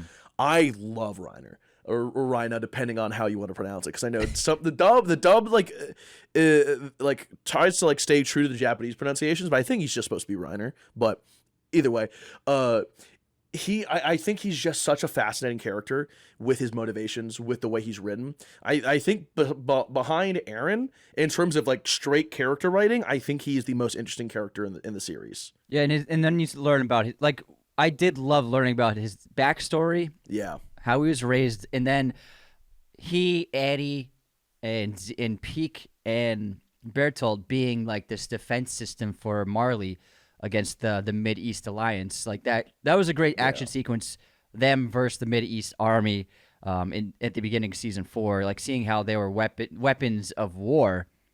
I love that. I thought it was so cool, and he's basically the leader of them. And he's great. He is like the Eren of that group, where he's probably like on some level is probably the least qualified of these people. There's not a whole lot that quote unquote makes him special, which is kind of like the argument they have. And Eren kind of has the same thing where it's like he doesn't have if he doesn't have his Titan powers, he's just he's skilled. but like so is everyone else. But he doesn't have like that's why Armin's so special. He's so intelligent. Mikasa's an Ackerman. She's got these physical gifts that no one has. Everyone else kind of had like a unique thing about them, and I think that him and Eren kind of that's why Reiner made it became so hard for him. Is when he met Eren, he's like, this is me. This is. He is just me going through the same thing I did when he became a warrior. How he was told that he's not one of the top candidates. How he's how he's not special, and then his sheer will alone made him the driving force of everything. Yeah, I can't remember the fourth guy's name, but Marcel. He said that he made his little brother look bad. Yeah. In training to make so that Reiner could take his place. So Reiner didn't even really deserve to be the Colossal Titan in his eyes. So he had this underdog chip on his shoulder. Yeah, they're both underdogs within their own teams, and just the way that they both come around to, as Eren says in season 4, we're the same person. I'm doing the exact same thing that you did 4 years ago. And they're both now extremely aware of it. And now, even though Eren's gone, Reiner now has the chance to try and correct what he did. Something that is the exact opposite of what he wanted. He was going to kill himself at the very beginning of season 4. Oh, yeah. And he had the gun loaded, and Falco, just hearing him is the only reason he stopped. He lost the will to fight and live. You're right. Yeah, and so he's the exact opposite in terms of, even though they're the same person, they take the exact opposite directions. Eren is now full in on his plan and is going to die doing it, while Reiner finally has the will to resist the brainwashing essentially that he had for so long, and do the exact opposite. Do the opposite of what he was told to do his entire life, while Eren just kept following what his father or what really ended up being his own footsteps. And it's I think he's just such an interesting character. He's like the ultimate foil to Eren in terms of they follow the same path originally, and then they get to a fork of either going all in or trying to make amends, and they both travel those two paths separately. One of my favorite scenes is Eren and Reiner in that room outside the opera, and then he realizes that it's this guy with the long hair is Eren. And I was like, "Oh my god, this is good." And then Eren turns. All the emotions that he's like running through, you're like, "Holy!" I mean, like I don't know what's about to happen. Yeah, that's what I loved. Yeah. One of my favorite parts about the whole show was that moment with him and Eren, and then Eren turning Titan. I was just like, "This is fucking great." It was so good. And then contrasting it with the opera and him just appearing and killing the guy on stage, I was like, "This is fucking nuts." So good. It's so incredible. All right, next up we have Erwin, the leader of the Scouts. Not very present in the first season, but he becomes so vital in the second and third seasons. An inspiring leader. So he's a symbol of hope for all the Scouts, and they look to him for his commanding prowess. And he's someone who is just and moral and good. And even Levi needs him as a leader. You know what I mean? Exactly. And one of the most incredible moments of the entire show is Erwin's charge with his men, with his scouts. Sorry, men and women with the scouts, and charging at the Beast Titan, knowing they're all riding to their death. They're all gonna die, but it gives Levi an opportunity to take the beast out. And that speech he gives, one of the greatest monologues I've ever heard. Unbelievable. Like, I was like screaming, "Let's go!" Yeah, I'm like, yeah, I'm in. I'm through brick wall. Like, what do you want me to do? Oh my god. Because they all knew they were gonna die, but he inspired them to just face their death. Because Zeke was annihilating them and destroying every structure and building with his baseball pitching prowess. So he's got a great right arm, and the onslaught of those stones on them was just devastating. And I was just like, I was so inspired. I would have been in that charge too if he said that to me. Like, he was just so inspiring. Yeah, Erwin was one of my favorite characters, And I think it's so interesting also, just when I'm as a thought exercise when I was like watching season 4, was what's Erwin's perspective on these events? What are his thoughts? And for everything that he was, part of me like there's a small part of me I'm like part of me feels like he'd almost like agree with the Jaegerists. I think in the end he wouldn't have, but there's like a part of him know the way that he just perceived the world at that point. I'm like he almost would align with the Jaegerists, I think, on some levels, but the way that I think that he knew who he was as a person, and knew that, and I feel like he had foresight that not a lot of characters had. He had the foresight to anticipate a world that's not going to be welcoming to them, and he in his final moments knows that like is still thinks he's fighting, and he had the same problem that Eren did, where he just keeps on fighting, even when he was about to die, or even when he was dying, and he assumed he just in his own mind was still fighting. That's And a great attribute, but also a flaw. Yeah, it's a great attribute for him in that moment, but when you get to season 4, what does that develop into? Yeah. So, yeah, what made him a great leader was that he put himself on the battlefield too, and he risked his life, and his soldiers saw that. Like, he got his arm bit off, and he got attacked multiple times, but Levi chose Armin to become the Colossal because I think he saw that risk that Eren ended up having, where it's like he had this darkness to him about the future and a grim outlook, whereas Armin was still filled with hope, and it was inspired to see the good in humanity, and that's ultimately why I think Levi chose Armin over Erwin. Yeah, he says, I believe in season 4, this is like this might have been actually, I think this is during the finale. Levi delivers a line to himself in his head where he says that Armin has the look in his eyes that Erwin did. Yes, and I think that's so true. It's so interesting to me, the parallels between Erwin and Armin, and just the way that those characters kind of can it's not even a parallel. It's just the way that they connect and the way that they're viewed by everyone else, and how they have the same base, but because Erwin is already like an adult, he's like in his 30s. He doesn't. Or I don't even know how old he is exactly. He is, I think, already corrupted by the world that he grew up in, and everything he had seen up to that point. That just ideologically and through the experiences they had, Armin had to be that person, because Levi's seen that Erwin has just been in constant conflict his entire life and only ever wanted to fight, while Armin was like literally did not want to be a scout regiment member. He only joined because Mikasa and Eren were doing it. So I think it's like, even in the end, Armin never wanted to fight in the beginning. Yeah. And I think that's what made him different.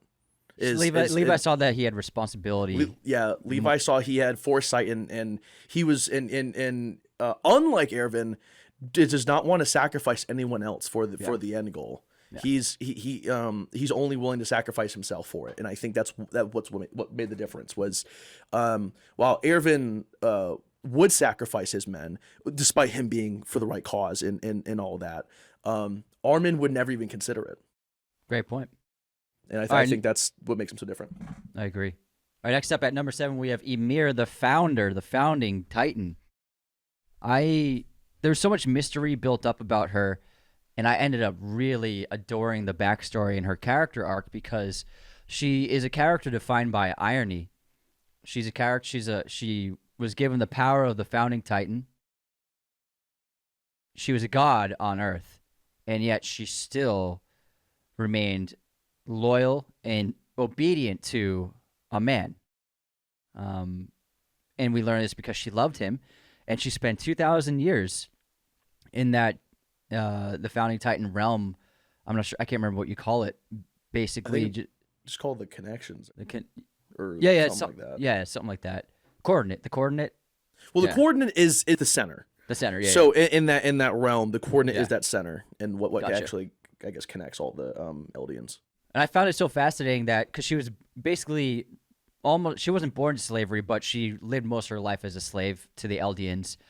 And the irony of being a god on Earth with insurmountable power, but still being obedient and subservient to a human being, I thought was such a great irony and really interesting play on power dynamics and the will of others imposed on you. And it was so fascinating. And I ultimately saw her, I was leading into the finale thinking it was going to be Eren versus Ymir. I thought it was going to be like Like you thought they're Amir was going yeah. to be the big bad that they. Yeah, Yeah. and Aaron would Okay. have to go up against her. But ultimately, I did end up liking how it turned out, and her kind of essentially being a victim and being driven to what she was, and it really just being this founding Titan god-like being is like ultimately the power of the main antagonizing force of the story. But I thought Emir's story was really so fascinating. Yeah, she's such a fascinating character because on top of like everything we know about her, we don't even know exactly what is true about what the events actually were that caused everything. Because we're only ever seeing memories, which, as the show constantly shows, are never going to be 100% accurate. None of the memories that are shown are an exact portrayal of the events. It's what's remembered, and I like the idea of a little bit of everything is true with her character. There, I the way that I've interpreted is she as a person is who the Eldians described her as, this benevolent person who truly wanted to give people a safe place for peace. She wants peace, but her in reality she loved this man who did not want the same thing as her. This is a man who wanted to abuse her power and did so. And made the Eldian Empire what everyone else perceived it as. And that's kind of the way I take it as is this is the person, but she was manipulated into being what the Marleyans and the rest of the world see her as. And And she goes into the theme of freedom of the whole story of her losing her freedom and yeah. being powerless to her servitude to this man. And Eren's the one who makes her see freedom once more, helps her break free from that. And that's why I thought it was so brilliant how Zeke found out that he could no longer control her or order her because she was free then. Yeah, I think it's really interesting that the idea that the person to break her out was someone who wasn't royal Hmm. blood. It's just like this is one of the messages I think that's not as much as a focal point in the series, but it's that it doesn't matter who your bloodline is or who you're related to. You can still make those changes. So Hmm. like the characters who like are alive at the end of the series, with like, certain exclusions like the Ackermans and like Armin, most of the characters who are alive are like the most ordinary people, and and it shows that you don't have, or I guess persisting the theme of you don't need to be special to succeed to make changes and all that. And I think that Aaron being able to reach out to Emir is one of those examples where he doesn't have royal blood, but he's still able to reach out and connect with her as a human. He's that iron will, man. Yeah. All right, next up we have Grisha Yeager. Very mysterious character for the first half of the series. We really only saw him a couple of times, and then we just kept focusing on that memory, that key that he held in his necklace, and the tease about the cellar. And I was just like, I thought we were gonna learn about the cellar by the end of season 1, but it was like season 3. I was like, oh my god, we waited so long, but it was a great Yeah. reveal. But Grisha's story is insane because we end up learning that he's from the distant lands outside the wall, and he traveled on foot to the walls. And I was just like, that reveal was so mind blowing to me. And then his entire backstory with his previous family, with Zeke, with Marley, I was just so floored. And then his story gave the audience the information and the reveal that Titans were once Eldians on Marley, who were then transformed by the Marley powers and sent towards the wall as a line of defense against the Eldians on Paradis. And I I was so shocked. It was one of the most incredible twists of the series, which is full of mind-blowing twists. Yeah, I think Grisha is such a fascinating character because he's such a just intensely passionate person that like it's uh and he's constantly manipulated, which is such a interesting thing because you spend the first 3 seasons thinking like he is the driving force behind this entire story, where once you reach the end of season 3 and you watch season 4, you realize he really is just a pawn in all this. He is just being Aaron's pawn. He's Aaron's pawn. He every single thing he does is led by Aaron. Uh, and I think he's just such a fascinating character that like he like was so devoted to this cause of restoring Eldia that he is fully, and having seen the memories of Aaron also being shown just what he wants to see. uh he's all in. He's like, I know what's going to happen and I'm still going to do it. The uh he had so much foresight into this by the especially by the time that he gives Aaron the his Titan. He knows exactly what's going to happen and still is 100% on the plan, which is so interesting. I really do wonder what Grisha's thoughts would be on this finale, on Yeah, because he the has that plans. line where he says Aaron's going to get everything he wanted Yeah. to He Zeke. never really communicates what he wants.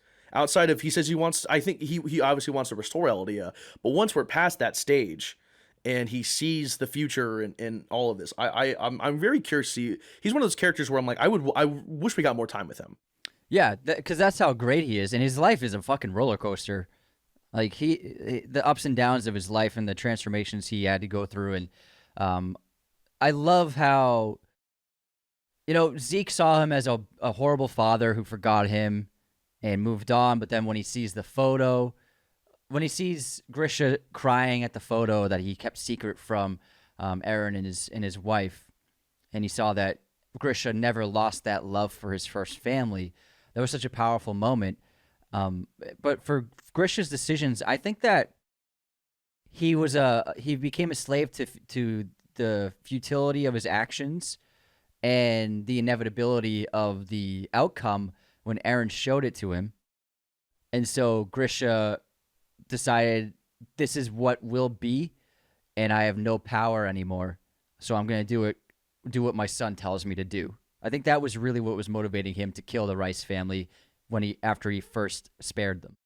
Yeah, there's so many of his actions that are like just Aaron, but they're telling him what to do. So like going back to some of the series, even though they don't imply that Aaron is there influencing him, there's moments where you think back, you're like, that's definitely Aaron being involved. So like Yeah. the first time, so when Aaron ends up being close to the Ackerman's cabin and ends up finding the Ackermans, I feel like it's safe to assume to that Grisha knew that was happening, and so knew how to set themselves up to go. So Aaron meets Mikasa and meets Armin, because the owl who passes on the attack titan to him tells him to go find Armin and Mikasa before Grisha first transforms. So this is set up like decades ahead of time before they're even born. He's like, these are people that you need to meet. Or you need to introduce your son to, and so Grisha sets Aaron up to be in a situation where he meets the people he needs to meet, which is, so it's even on the minute level of social interaction. It's social. Everything about Aaron's life is socially engineered by future Aaron through Grisha. Yeah, it's all like the grandfather paradox of inevitability, where it has to happen because it already has happened. Exactly. I think that's such a fascinating part of the story that it just everything is just cyclical. Yeah, It all comes back to another moment. Man, it's fucking great. So good. All right, next up we have at number 5, Zeke Yeager, another member of the Yeager family, Grisha's first son. One of my favorite twists of the show was revealing that Zeke was the Beast Titan, and then that Zeke was Aaron's half brother. I was like, what the fuck? Because the first time you saw the Beast Titan, he showed up outside and he spoke to one of the scouts before he killed him. I can't remember the name of that scout, but Yeah. but he was speaking normally. He's like, "What's that funny? What's that thing you're wearing? How does it make you fly?" And I was Yeah. like, "What the fuck?" Yeah, I remember seeing that live, and I was like, well, okay. I'm like, I didn't assume he was a Titan shifter at first, so I was Yeah. like, they talk? I was like, "What?" I thought it was like when my first initial guess was it was like a founding Titan. Yeah, just Or like like, a really yeah. ancient one. Yeah, and then I ended up being so wrong, and then after that, I was like, I'm not gonna theorize anymore. I'm Yeah, just gonna- honestly, once we get the Zeke reveal, we're like, I got nothing. I got no idea. I have no Well, fucking idea what's I'm going just on. find out when the show tells me. But Zeke's a great character. His story is so well written. There's so many layers to it. It's complex. He goes through great turmoil. First, like we mentioned earlier, being kind of conditioned by his father to be the savior of the Eldian people, betraying his family, ratting on his mother and father, sentencing them to the punishment of becoming Titans to walk paradis endlessly, and then also coming up with the plan of euthanizing all of the Eldians, and then being Aaron's main antagonist for a while until they joined forces, him thinking that Aaron was on his side the entire time, but Aaron having ulterior motives all along. But he ended up being such an imposing force against the scouts and against the Eldians. He was horribly brutal in combat, such a difficult brute to take down. Only Levi could do it. He did it twice, and I was just like, fuck yeah, let's go. But I loved Zeke, and it was always such an interesting back and forth between Aaron and Zeke. And some of my favorite scenes were the scenes they shared. And then I love, like, connecting the baseball, because the first things we see the Beast doing are throwing the crumpled up rocks as his main use of artillery and throwing it like a pitcher. And I was always like, why is he throwing it like a baseball pitcher? And then He plays baseball. And then it connects to him playing catch as a kid on Marley. And I was just like, this is unbelievable. It's so cool. They connect all these things together. I love how they don't even like explicitly tell you that either. Like Yeah. you have to, you as a viewer have to put that together of them showing the scenes of catch. You're like, oh, that's why it's his main thing. Yeah. Is just because of these scenes that exist, and they're never gonna explicitly tell you that though. And so the first time he's throwing like that is against the scouts before Erwin charges, and he references baseball. He like says, I can't remember exactly what he says, but it's a reference to like something in baseball. And then I was like, okay, baseball exists somewhere. It either exists in the past or it exists somewhere out there. And so for me, that was a huge hint that there was civilization beyond the walls. Yeah. Because he's referencing baseball, not just with the motion, but with his words. And I was like, okay, there's a history of baseball somewhere in this world. Yeah, And that- I was there's like something hooked. bigger going Yeah. on, because like this clearly doesn't exist in their culture. Yeah, 100%. Yeah, the Zeke is just such a fascinating character. Like, just everything about him, where even when he betrayed his parents, it wasn't because he thinks his parents like were necessarily in the wrong. Him betraying them and what he assumes is them going to get turned into Titans. He thinks it's still all part of the greater good, and not just as like being loyal to Marley. This is in like I don't even know. I'm really fascinated to know like when Zeke became the character that we see him as an adult, because we don't really necessarily see that transformation or how he as a person changed to become like that. When he came up with his plan. With the euthanization plan, while like he's like I want to save Eldians. He doesn't want to kill the Eldians. But like that's not apparent like when he betrays his parents and turns them in. So I'm so curious to like see the evolution of that character, and what's ticking. Like he's also one of the few characters we don't get to hear a lot of his internal dialogue or his interior monologue. Him and Aaron in the final season we don't get any more of their thoughts. We just hear what they tell people, which is how it should be, because if we get their inner monologue, then we know the whole plan.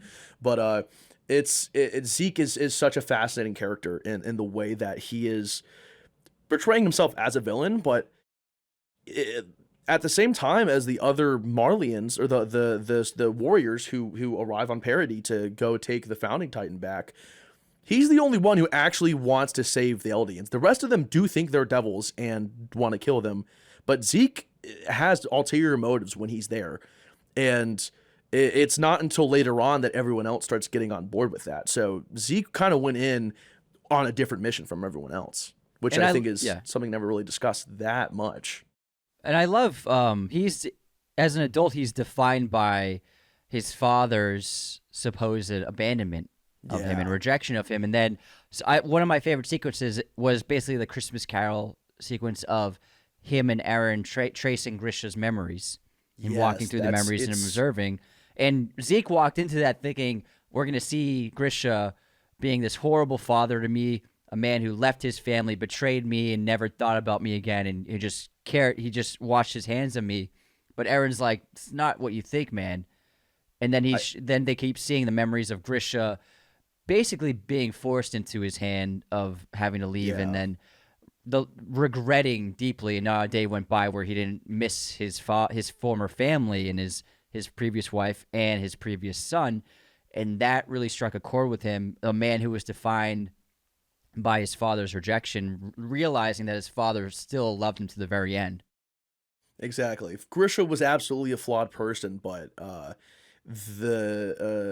Zeke thought he knew everything, and then he finds out he doesn't. And I think that the mechanism that he had built a coping mechanism around turning him in. So he told himself that his father never really loved him, and he was only just a tool for the restoration movement. And I think that was just how he coped with what he did. Because to a certain extent, he clearly loved his father and his mom, and probably didn't actually want them to die, but at the same time, the way that he thought a solution to all this was the steps that he took.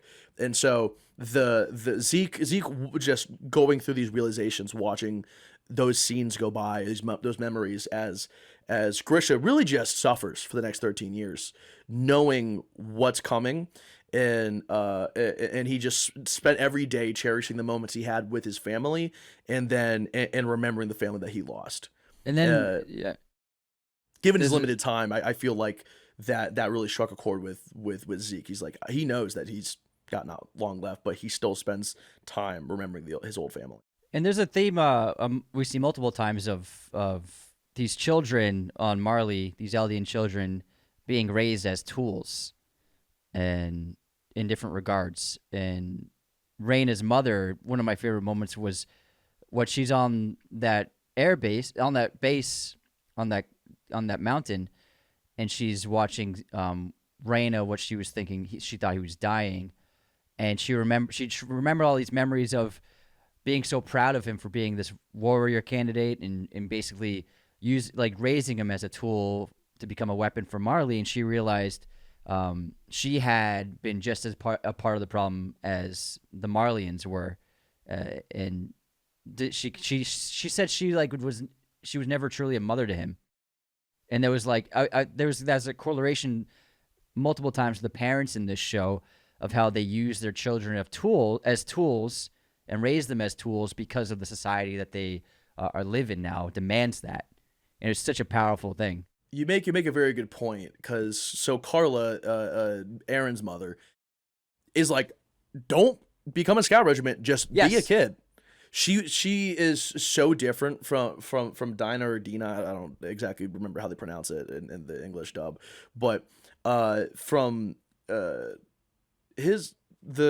Grisha's first wife is so different from Carla in like every way. Like Carla I think she was like a barmaid. Like he met her he was at a pub after he got saved, met her, and she is just so vastly different. She doesn't come from royal blood. She's just a common person, and doesn't want great aspirations for her son. She just wants him to be safe and okay. And I think that's a very intentional choice from how they make her. While her and Dean are still good people, they are just so vastly different in their expectations for themselves and their children. And I think that's so important to Eren and Zeke's upbringing, and also Grisha's just a reflection of who he is as a person at that point. 100%. All right, next up at number 4, we have one of the main trio, Armin. I feel like you got to have the trio in the top 5 at least You because they're got it. all This is an yeah. incredible main trio. I mean, I was looking back on this and I was like, I know I don't mean to reference Harry Potter, but I really do think that the trio of Harry Potter had an impact on storytelling for the following 20 years because trios ended up becoming a very popular tool in storytelling. And this is one of the Yeah. best trios I've seen since that trio of each character it's a family. They're a unit. And each character has their flaws and their strengths. And with this case, you have like kind of like not so much a prophesized leader, but like kind of like a chosen one in terms of being the only person who could carry out the course of events, being Eren. Then you have the much more talented girl, and then you have the smart but like third most important, maybe not the most important, but like the third friend. And it's they all have a part to play, and they all need each other just as much as they need themselves. And Armin, obviously being the most intelligent of the bunch, he uses his mind, and he's a flawed character because he thinks of himself as a coward, especially as a kid with Mikasa and Eren always having to defend him and save him. It took him a while to realize that he had saved them multiple times, and that his mind was just as strong of a tool as Mikasa's fighting abilities and Eren's willingness to never give up. And so Exactly. Armin becomes such a vital character, and obviously when he becomes the Colossal Titan, instrumental on their attack on Marley, and then eventually the attack on Eren. But I think his mind and his intellect are unparalleled, and one of the most important moments of the whole series is Levi choosing him over Erwin, which we talked about earlier. But Levi absolutely made the right decision. And Armin's someone he's innocent, and like you said, he doesn't want anyone to die. He doesn't want to kill anyone, but he accepts the cards he's dealt and understands that to make this change, he does have to be the Colossal Titan, and he does have to transform, knowing that he's killing thousands of people every time he does it. Exactly. Armin is such a fascinating character in the way that every single character recognizes how special he is before he does. And any character who doesn't recognize how special he is ends up dead. They don't understand who he is and how much uh, uh, he's necessary to this story. Yeah, when it comes to like the trio, like you mentioned, it's a very common trope in anime. That just or in manga series in general, because of just they tend to previous series tend to inspire next ones because the way that manga is published, it's usually done through a magazine or a publishing, and they only have so many stories, and the previous ones that they have released will tend to influence the next ones. So Attack on Titan's been influenced by so many big anime series that have gone on for a long time. So Naruto, which is like one of the biggest anime series out there, also famously has their trio of their main characters, and that's and you see that's common trope. So the studio that did season 4 of Attack on Titan, they have another series called Jujutsu Kaisen. It's also a trio. It's that's an interesting archetype, and they use these trios like in Attack on Titan to balance out the flaws in these characters. So when they're together, they've hit each character is capable of what they need to accomplish what they want, and I think Armin, once he realizes that's when he becomes most dangerous and becomes the leader that they need him to be as the next commander of the scouts. And and the way that I think that they write his character makes him just so compelling. I think like he might be my favorite character in the series, just purely from where he starts to where he ends. He is he like at the end of the series, I think him and Mikasa are the protagonists in the finale. Yeah. They it's their journey in the end that's what saves humanity. And it's their free will to resist Eren, to resist their closest confidant, and make the right choice through free will. And to have the strength to do that, Armin could not have done that at the beginning of the series. He would have never been able to resist Eren. He needed to go through the journey that he did to become who he is at the end, to come up with the plan to defeat him, to get the will to do what he needs to do. He becomes such a fascinating character, and the just in the end is, to me, the most important character in the series behind Eren.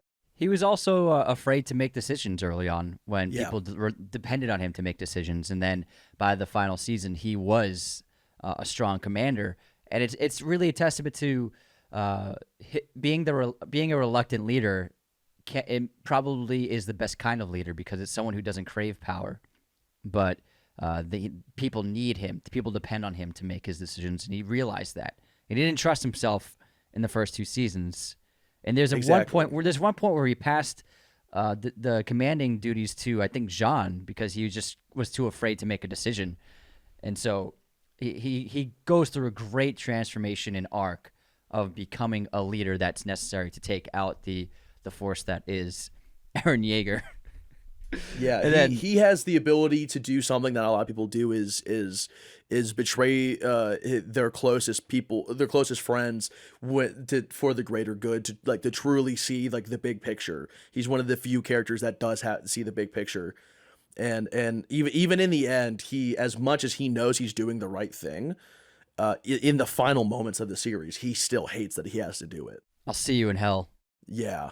He's such a fascinating character. Those last like 20 minutes of the series are just heart-wrenching. And he also, that chat between him and Eren on the water, after Eren dies, he says that he's just as responsible for the rumbling as Eren is, and it's because of their mutual. When Eren saw the outside world, he grew to hate it, that it existed, and then Armin felt responsible because his dream propelled all that. Yeah, he motivated Eren to seek the outside world, and so he's just as responsible as Eren was in his own eyes. And so that was such a powerful scene. And then the water below them turns to blood. I was like, oh my god, Yeah, this is unbelievable. All right, next up we have Mikasa Ackerman, who, in my opinion, is the heart of the series. Her connection to Eren wasn't clear at first until the reveal of Eren saving her when they were both children, and Eren just fucking stabbed those guys. Like, oh, I was like, oh my god, this kid's a killer. Yeah. He is a killer. And then also we got the hint of the Ackerman blood in her when she was too frightened to move, and then suddenly the will to fight took a hold of her to defend Eren. But Mikasa is the heart of the film, and her unwavering devotion to Eren is endearing, and it can be flawed at times, and it can make the audience question, how can you still love him after all of this? But their connection is profound and deep, and one of the most tragic aspects of the show was that they never had a future together, although Eren did create those memories, which were revealed to her after he passed away, which I thought was so beautiful, and culminating into that final scene when that dove takes her scarf, and in her eyes seeing, oh, that is the spirit of Eren communicating with me. And on top of that, she's just one of the most fierce warriors in the show. Incredible. Every time she's in an action sequence, I'm just like, let's go, Mikasa's gonna fuck him up. Anytime an Ackerman's working ODM gear, you're like, oh, I'm locked in. What's gonna happen? For real. Yeah, Mikasa is just such a fascinating character with the mental layers that she has. She is by far the most silent of the protagonists. Like, we don't know what she's thinking, like, almost ever. And I think that's what makes her so compelling, is the fact that they've left her thoughts out of most of the scenes. And so the way that she carries herself as the series goes on is so fascinating, as she like develops her own sense of personal identity. Like, the amount of emotions she displays between the beginning and the end is different. Like with Sasha's death that occurs, like she's sobbing. I don't, and like besides Armin, like I don't see her like if we go back to season one, uh assuming like if she does not have those connections like she does. Her only connection was Aaron at the beginning, and then slowly began to develop real connections with other people, which I think is what allows her to not be connected to her host, to Aaron, and be able to rebel and be able to be her own person, is those other connections she builds up. While most actormen tend to attach the one person to one host, she was able to build the friends and family where she was able to break free of that and be her own person, and not be like the other Eldians, be subjugated to her ancestry, be subject to what they think their people should be. And so she doesn't have to be an Ackerman in the way that she was told she should be. She can go on to be her own person. And I think that's like one of her big character arcs, is becoming independent, becoming her own person. And that's the catalyst for that is Aaron forcing that out of her. Exactly. And one of the most sad, tragic parts of that entire show was him just tearing into her and Armin, then beating up Armin, but then also telling her that he hated her since she was a kid, and that she can't control herself, or Eldian blood commands her. And so he knew that he had to push her that hard for her to be able to make her own choices and gain her own freedom outside of her bloodline. And it was like, I was like, that scene was so hard to watch. That was such a difficult scene to take in. Especially with like with, I guess now hindsight's 2020, knowing exactly what Aaron was doing. He had to cut himself off from the two people who otherwise would have never gone with it. It's just such a tragic story of what she has to go through. Yeah. For this, for all the people who ended up better in the end after what happened. I think Mikasa's one of the few people who's probably never going to be able to recover from these events, even though she does move on, and there's just too much there for her to like really fully recover from this. And I think that's just such an interesting way how Aaron wanted to hurt the least ended up probably the most hurt in the end of the series. Yeah, and leading into the finale, I predicted, I was like, it seems like Mikasa is gonna have to be the one to kill Eren. It was all, I feel like both of their storylines and their characters it was all set up, and it had to be her. Nobody else could really lay that final blow except for her. And so when it finally did happen and she decapitated him, it made sense in a satisfying way, and then it was horribly tragic as she held his head in her arms, and it was so powerful. But speaking of Eren, Eren's number 2 on the list.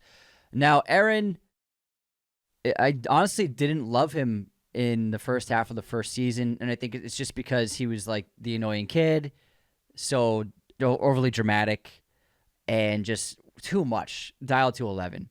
But in retrospect, it ended up being his most defining trait was his ferocity and his unwillingness to accept defeat, and his desire to fight to the very last breath, which ended up being the only person who could carry out this mission that he realized of defeating the Titan power. And Eren he went through so many transformations, and one of my favorite moments though was when he went up against the Colossal Titan by himself in season 1, and he's about to strike its nape, and then it disappeared. But I was like, this kid he's not the most skilled, he's not the smartest, he's not the strongest, but he has such a will within him that it seems like he can accomplish anything. He has that like chip on his shoulder, and it seems like whatever he sets his mind to, he can accomplish it. And then he transforms throughout the course of the series of seasons into a stronger warrior, and then a Titan, and then for a while their most valuable asset and weapon, into being basically the main villain of season 4, but also it's not until you see everything in the culmination of the rest of the story that you realize that he made all of these decisions because it was basically the best thing to do. And I understand his choices. And when I see this, I connect to Arrival, the Denis Villeneuve film, and Amy Adams' character. And something similar happens to Erin in this film, where for her, when she understands the language of the heptapods, time no longer is a straight line; it becomes a circle for her. And so Eren, when he connects to the founding Titan, same thing happens to him. Time is not linear. Time is happening all at once. And so in a way, he's not even a human being anymore. He's become much more than that. He's evolved into a higher evolution of what it is to be a human being. Time is all at once for him. And that's what motivates him to make all of his decisions. And when you learn that he really was the puppet master pulling all the strings, and he was doing horrible things, but he knew he had to do them, and it was so difficult, and you saw it weighing on him. His tone, in season 4, he was just like a completely different person. He had this darkness to him, this silence to him, this horrible look of despair in his eyes. You don't really know why he's become like this. This is once the most energetic, ruthless, like a kid you can never shut up. And then you see, really, it was the choices he was forced to make that weighed on him so much. But he really was the only person alive who had the strength to continue fighting and to do these horrible things, to continue the story, to make it happen. So he really ended up, he was defined by that power within him to fight. And that's the only thing that, really was the only person who could make it happen. Yeah. Eren starts out being pretty much your like almost a stereotypical anime protagonist. So the series that it's written in, Attack on Titan, is considered what's called a seinen, which is a show or a series specifically aimed at 18 and older men. Okay. Typically speaking, the most popular anime are shonen, which are targeted at teen boys. So that's kind of how you know what kind of content to expect from a series is based off of what that rating, its demographic is, and since in a lot of shonen, the initial version of Eren we get are their main characters. They tend to have tend to be static protagonists with a dynamic world that changes due to the protagonist. And when we first introduced to Eren, that's what he appears to be. He's going to be this strong-willed person who is going to change everyone else around him. And while he is that at first, and he does seem to be that character, as more is revealed, it actually flips on its head. It becomes a static world with a dynamic protagonist who is becoming changed by everything else around him. And it's so fascinating to see the way his character changes from being unwavering to constantly questioning everything and who he is, what he should be doing, and how everything is just set up from the beginning, even going back to like everything we knew about this character was set up from the beginning. And so we have a scene where when Eren initially is training with the ODM gear as in camp, you see he hits his head, like he falls over, and as he's sitting there kind of reeling, trying to figure out what he did wrong, you see steam's coming off his head. At the moment, you're like, oh, that's like an exaggerating thing. In hindsight, you're like, holy shit, no, because he's healing himself as a Titan. So like steam's literally coming off his head, and you think that's just like a cartoony thing. Like, no, this is an actual in-universe thing happening.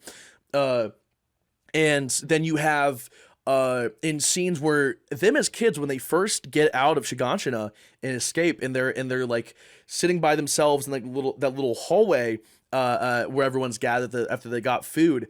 You see someone who looks a lot like season 4 Eren in the background. Oh my God. Who is giving Eren his, because remember, Eren starts crying at the beginning of the series. He dreams about the future. Future Eren sent his memories back, and so this is once again future Eren there in that moment. So he's constantly there in his own past, setting himself up to become what he is, and he's just becomes this force that is like just subverts expectations for the audience, as even people who are familiar with anime, because he starts off being your stereotypical protagonist and then subverts it entirely and becomes the ultimate antagonist, where every single person in the series is now aligned against him. It And was I so brilliant. It is. It's so fascinating the way that his character develops into what it is. And I honestly, with some time now separated, I love the fact that that season 4 is in media res. We are just dropped into it 4 years later. I think if we got to see Eren progress into the form that we see him in, that ruins the story, because we now know what he's thinking. We no longer get to try and perceive the events, perceive the world through our own perspective. We get it tinted through Aaron's perspective. And Yeah. by the way that they write his character, we don't see the world through his eyes. We just see the world, and we get the most objective point of view of it. And I think not a lot of series will do that. A lot of series will tend to use the main character as the lens for the audience, but I think this is one of the few ones that they don't, and we get to see Eren just kind of evolve and not be limited by being a protagonist. I expected from the first season to be like, oh, Aaron's gonna turn into the super titan. He's gonna fight whatever the big force is, and I couldn't have been more wrong. And I was No. so pleasantly surprised by that. And I'm glad you mentioned that dream, because one of the most powerful moments, and it's a moment where I screamed out, was at the end of the series. We saw the flashback of Eren, which was the first shot we saw of him and Mikasa under the tree, and he woke up from that dream, and I was like, oh my fucking god, that was Eren giving him that dream when he was a little kid, Yeah. and we're back under that tree again. I was so mind blown, and then also bookending it, not technically, but because there's more shots at the end of the season, but Mikasa under that tree, just reflecting the opening shot we saw of them under the tree. In the first shot, there's all the walls in the background, Yeah. and then in the finale, there's no more walls. It's just the city, and then we slowly see the city getting rebuilt. So I Yeah. thought it was just a wonderful bookend for Eren's story, where he first saw. That was probably the first, I would say, the first moment that future Eren reached out to him, you could say, and then it ends with it being his grave under that tree. Yeah, absolutely. That's why I love the connections they make from the beginning and the end of the series, where everything is planned out. There's not a moment or a scene that is just there for entertainment. It all has purpose in the grander scheme of things, which is what I love about that. It's one of those series that does not waste the time it takes. Every single scene has purpose, And which I is also, not yeah, something a lot of series do, especially when they yeah. get longer and longer. And I also think that in my opinion, the story doesn't end for the Exactly. Titans. So what's interesting, what I loved was, so when Mikasa buried his head under the tree, and then we saw the future of centuries taking place, and that tree growing bigger and bigger and bigger, and then it looked so much like the tree that Ymir walked into when she was a girl, and it even had like that open doorway on the roots, and that kid and his dog walk up to the tree and see that tree. So when I saw that ending, I was like, is this a cycle of events that's going to happen again? So maybe since he had the founding titan inside of him, maybe the founding titan lay dormant inside the roots of that tree. And so I imagine that kid with his dog going into the tree, just like Ymir did, and a little squid-like being taking a hold of that little kid and turning him into a new founding titan. So I think that his head being buried there allowed for the future of the Titans to maybe live on. That's interesting. I never really thought about that. I mean, obviously the imagery is there with the tree being basically a recreation of Ymir, but at least in my eyes, the I think it's just that we're showing humanity we're on a desolate world now. They blew themselves up, and it's almost like post-apocalyptic. But the tree being there, I felt like was more of a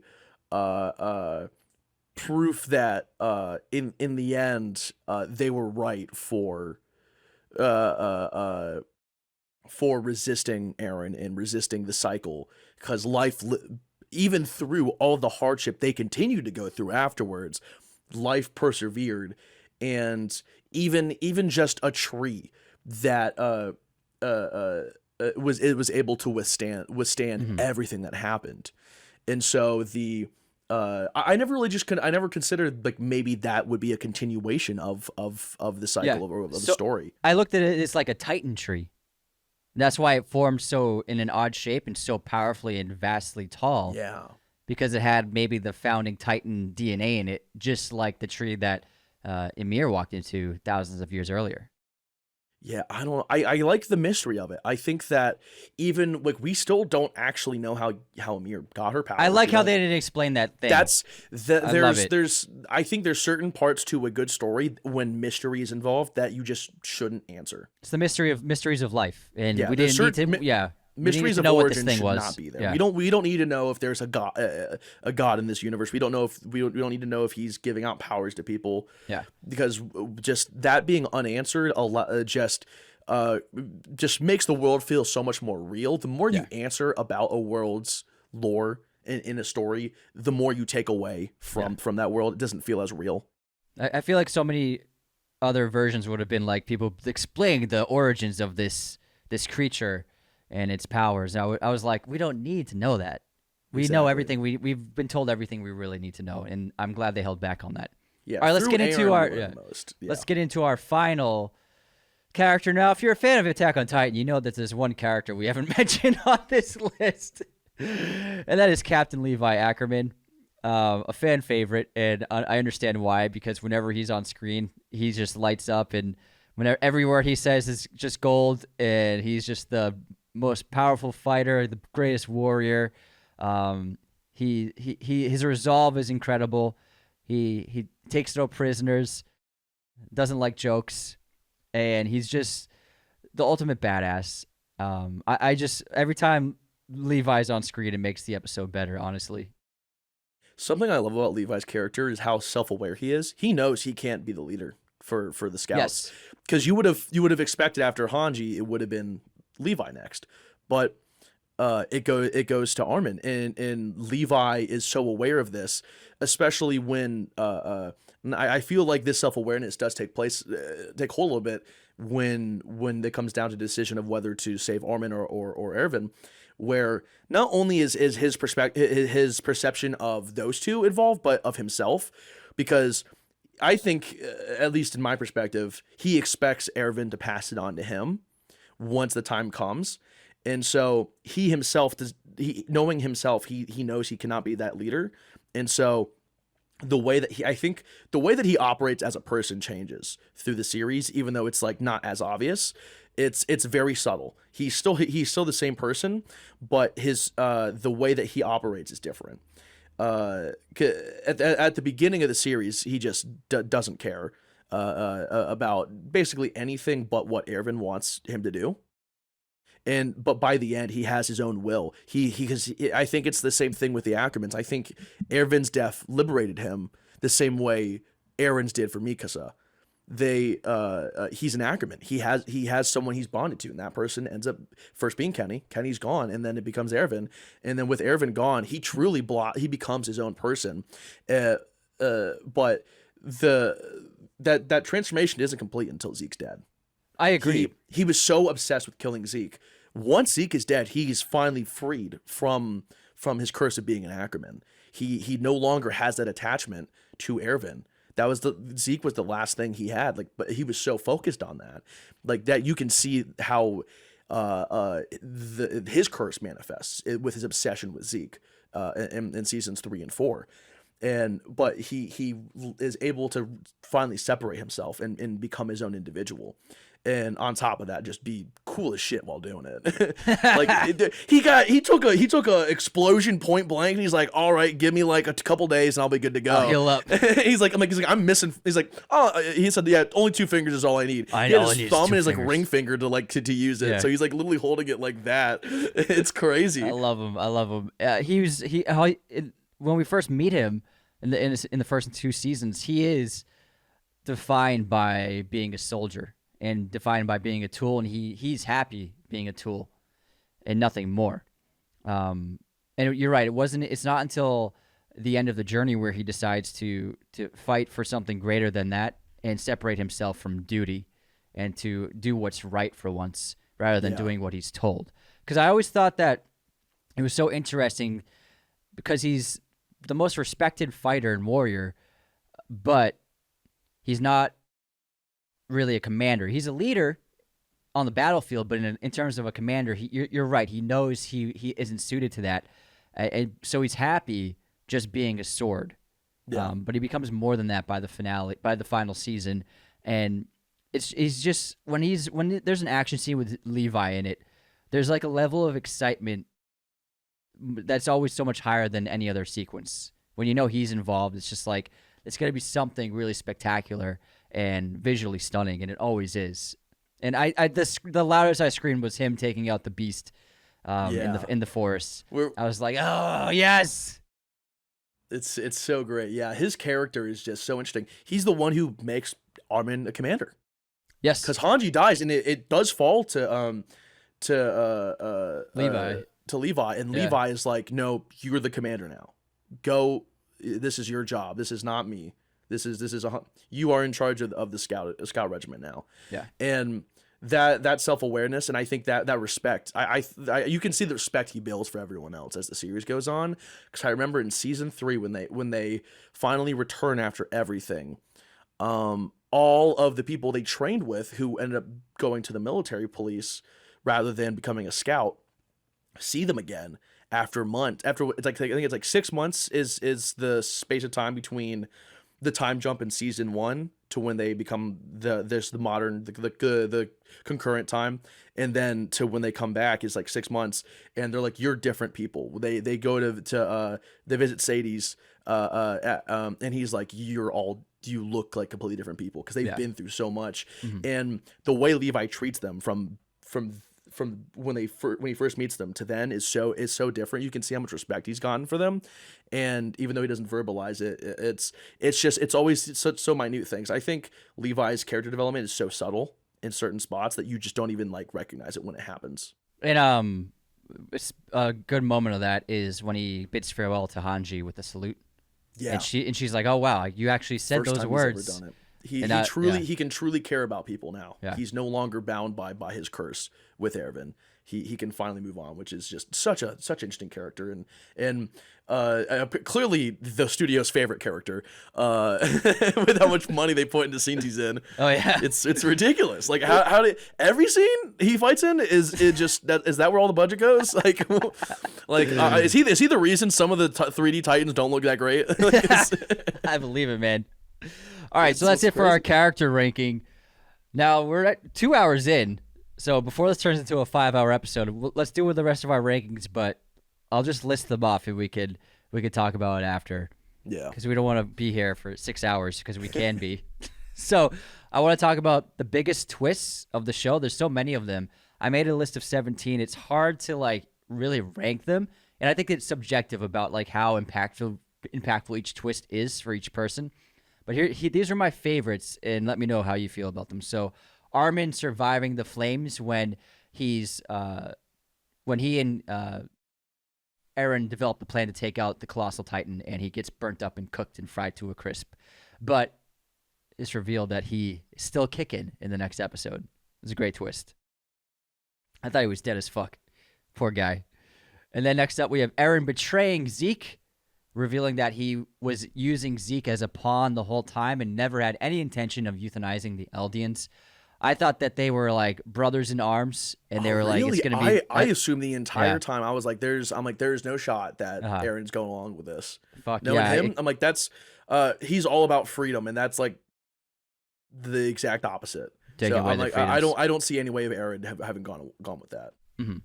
Next up, we have Ymir is a Titan, not the founding Ymir, but the present day Ymir. She accidentally killed Marcel and ate him, we found out, and she first transforms on that tower when the crew is swarmed by Titans. I thought it was a great reveal. Yeah, that was one I did not expect. Did not see that coming at all. Not at all. That was so out of left field. Yeah. Then we have Zeke's plan of euthanizing the Eldians reveal.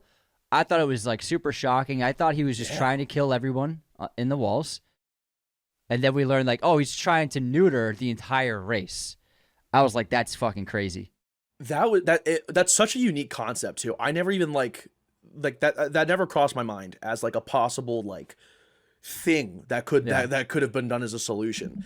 It's such a unique concept, like something that's so like genuinely unique, not just like in the story, like Yeah. like I can't think of anything else that's such a unique plan of like villainy, I guess, for an antagonist. I'm like that's such a huge threat, and it I don't know.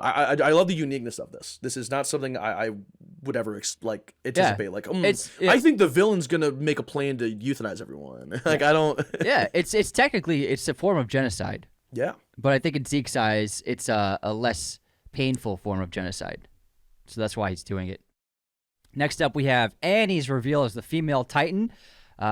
We got hints of it, and then Armin comes up with a plan to reveal it, and they have a whole squad of soldiers waiting at the ready inside that stairwell, and Annie reveals her true intentions and her true self. Great reveal. It was the first Titan that was shown to us as being a member of the Scouts. Then we have number 12, Ymir's backstory and how the founding Titan's entire life began and ended, and the twist that she, being a godlike being, was still serving a human man for 2,000 years. I thought it was just like, this is insane. Great twist of irony. Next up, we have the reveal of there being a huge world of billions of humans outside the walls, and it basically being this whole civilization that's not too different from our own. yeah. I think I would have put this a lot higher up on my like ranking everything. Like, that's an insane reveal. Yeah. And to just append to this, I'm not sure if you've actually seen it. They show a map of Parody and then Marley. It's just the real world map flipped upside down. Marley is just Madagascar in Africa. That's crazy. That's Like, so mind blowing. if you it's and so Marley is just Africa. Uh-huh. It's so like their whole world is literally just the world map flipped over. Uh-huh. That's That's so mind-blowing. it's a really interesting. So like they try and like have true real world connections to where everyone's from. Yeah. So like the Ackermans, I believe, are supposed to be either Japanese or Chinese, very specifically. And so like Jaeger is they're German, and so Grisha and Aaron, like the spellings of characters' names are also like and pronunciations are congruent to where they would generally be from. I was assuming that the blonde characters were like German or Swedish or Norwegian.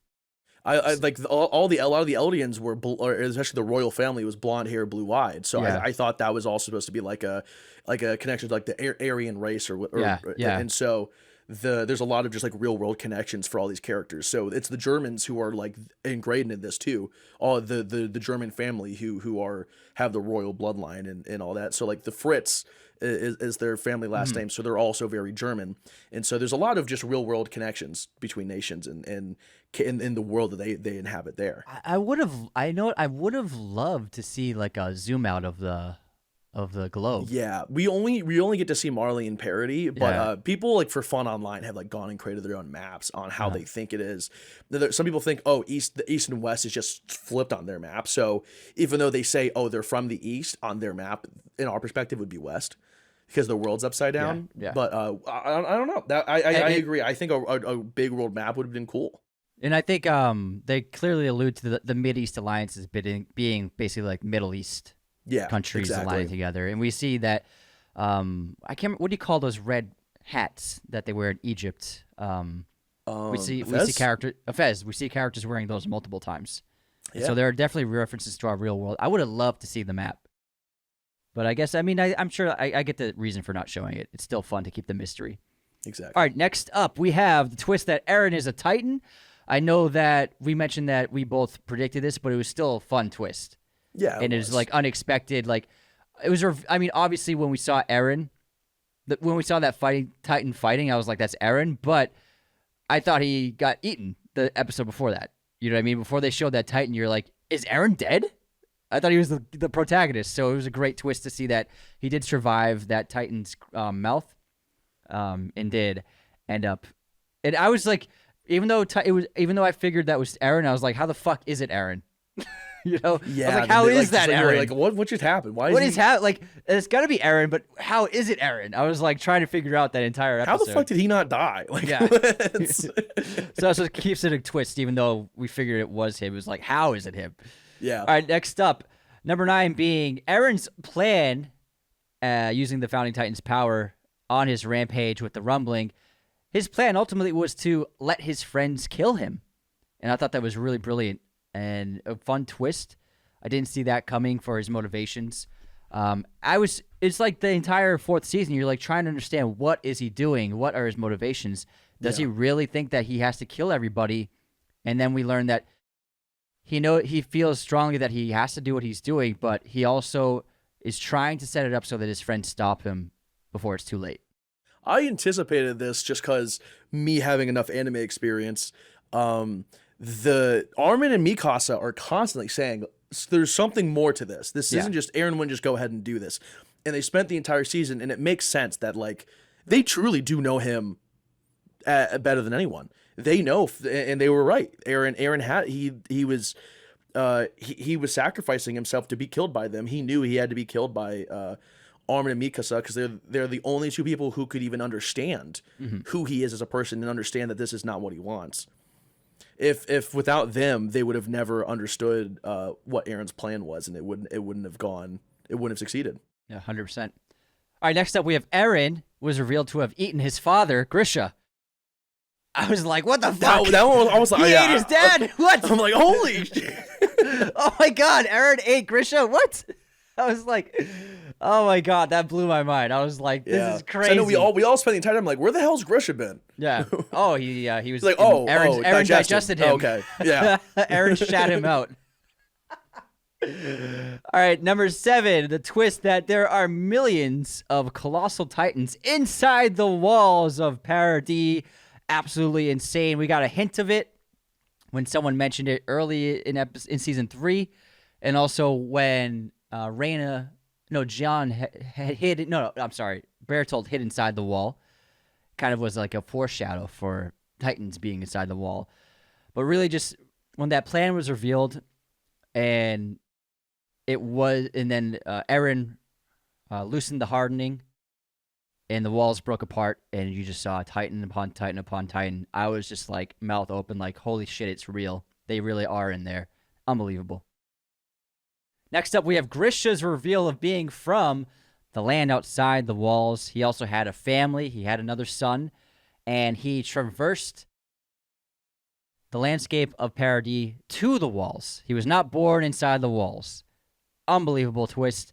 I don't think anybody could have ever possibly predicted that. It's unbelievable. If someone predicted that, they're a liar. Yeah. Fucking There's insane. no shot. That's like that. It's like 2-episode arc, and I was just like, yeah. I was in shock. You spend like basically once Eren starts getting memories, you just spend the entire episode going, this is unbelievable, staring at your screen in disbelief.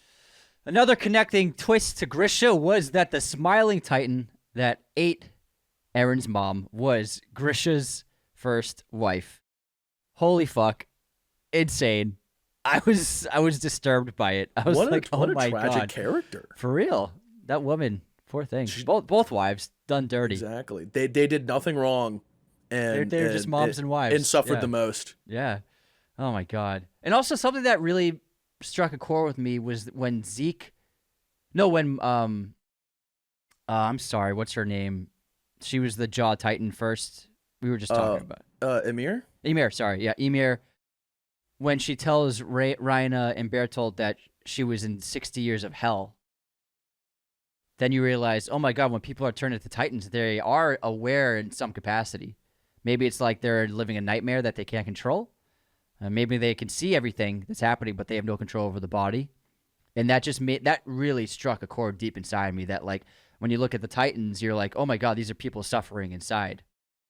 They're throughout the series, they kind of show that certain Titans have more levels of consciousness depending on how strong their memories are. Mm-hmm. So that's why certain Titans can talk or like make noises and other ones can't.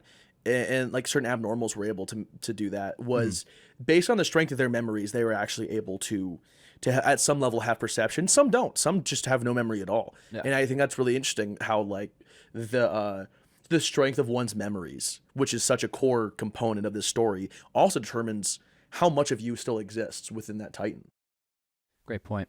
All right, next up, an amazing twist was the reveal that the Beast Titan was Aaron's half-brother, Zeke. Yeah. Holy fuck. Holy fuck. Are you fucking kidding me, man? I was like, what is going on? What's going on? What's Oh my happening? I don't know God. what's going on in this show. What do you mean these are brothers? Like, when you first see the Beast Titan, you're like, that being Aaron's brother in retrospect is like, what? This is crazy. Unbelievable. Just mind-blowing again. Number 3, Reiner and Bertolt revealing they were the Titans who broke the wall. These were men who fought alongside Aaron and the other scouts, and they bled. They seemed to be in the cause just as much as they were. And to think that they were the ones who broke the wall in that first episode, I think it's just one of the most powerful twists and turns the story had to offer, and it was just unbelievable. So great. Yeah. And I love that season 4 gave us the perspective of them where they're the same age, basically, as Aaron, Mikasa, and Armin. So they're like 10 or like in a preteen when they're being forced to go massacre a city. Yeah. And so the idea that all this happens while these kids are like 10 years old is such a scary thing to think about, like that they are having to make that decision. Yeah. Next up, the reveal that all Titans were once human being Eldians. The first hint we got of this was Connie's mother. He sees the Titan in his village, and it looks just like his mom, and he shares the photograph with Hanji, who then brings it to the council.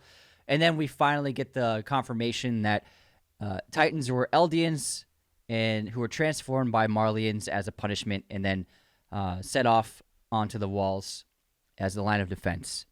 And I was just like shell-shocked when this reveal happened. And then when you saw through Grisha's memories, him seeing his wife turn, and as well as the other 2 people before them, and how the Eldians were the Titans all along. Yeah, they're all victims. And then you think about how many Titans did we see get killed in the previous 2 seasons, and they were all just innocent Eldians who were victims of the cruelty of Marley. Unbelievable. Yeah, so powerful. One of the moments that I like in that reveal that really like stuck with me was Levi had an audible reaction to this, where he says, "You're telling me all these Titans I've killed were just humans?" Like he himself is horrified. A rare moment of emotion for him. Yeah, like that's a moment where I think that's like the true first stepping stone to like seeing him become who he is at the end, where he kind of has to start considering humanity, because he never really did. He just made his one goal being a tool to kill Titans, and when he found out he was a tool to kill helpless people, who that's had him just rethinking his whole worldview. And so this reveal just changes everything. And he even had to kill his own squad. Yeah, he had to kill his own squad. He has to. It's makes killing Titans mean so much more. Yeah, and so like by the time they find out, they had just exterminated every Titan on the island. So that's such a the weight of all of that reveal is just profoundly impactful on the series, where every single thing that happens from then on is we're gonna have to kill these Titans knowing that they were people once. Crazy. So heavy. All right. My favorite twist of Attack on Titan was when it was revealed, and we talked about it for a while. Eren was manipulating Grisha all along. Grisha initially backed out of killing the royal Rice family to consume the Italian Titan's power, and then Eren basically forced his hand and convinced him to do it, as well as manipulating Grisha as a pawn the entire time. And I was just absolutely floored by this, to realize that Eren, through his use of the Founding Titan's power of memory and time, pulling the strings from the very beginning. Absolutely insane. Just you don't predict that. Like you don't go, I think like this is one of these series where you just can't predict what's going to happen. and this is like the epitome of this. This is such a insane moment to see. Just Aaron's hands were in everything from the beginning, and then rewatching the series, knowing how involved he is, you start seeing things where you're like, holy shit, yeah, Aaron's there, reaching from the future to influence the past, for everything to be exactly where it needs to be for the story to unfold, and it's just everything. Where Aaron kind of, I think, goes into this moment where he becomes Hall of Fame of fictional characters for me. Is that moment where they reveal all of this. It's amazing. All right, next up, I have a ranking of, I mean, it's not in order, but the most powerful emotional moments of the entire series. First up, Aaron's death. Very moving. And then Connie and John being turned into Titans before you realize they could be saved. I was like, no! Sasha's death. Most emotional death, I think. Mikasa and the bird at the end. And I was just brought to tears from that. Eren beating up Armin was really hard to take in. Eren finally taking control of the Founder. So powerful. Levi saying goodbye to Hanji before she sacrificed herself. Actually, finally seeing the devastation of the rumbling firsthand was just so disturbing. It was the opening sequence of the finale, the first finale episode. Just seeing the absolute destruction that the rumbling had. I was just like gut-wrenched. And then Armin and Zeke had that really philosophical discussion in the Founder's realm, which I thought was so incredible. One of my favorite scenes of the entire show. The Colossal Titan's first appearance in episode 1 was unbelievable. And then Erwin's charge against the Beast Titan. Absolutely, like, phenomenal. So emotional. What did you? I ever asked. What did you watch the show in English dub, or did you watch it with Japanese and subtitles? I did it with English dub. Okay, interesting. So yeah, you got the.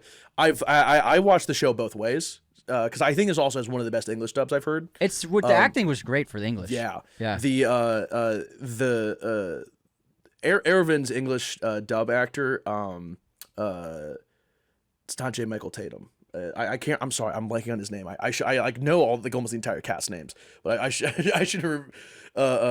He just kills it. Yeah. As Erwin, I'm like this is like one of the best castings I've seen. Like this is such an incredible performance of that as we said, that monologue that he gives leading into the final battle is just one of the like greatest monologues I've heard in a show or movie.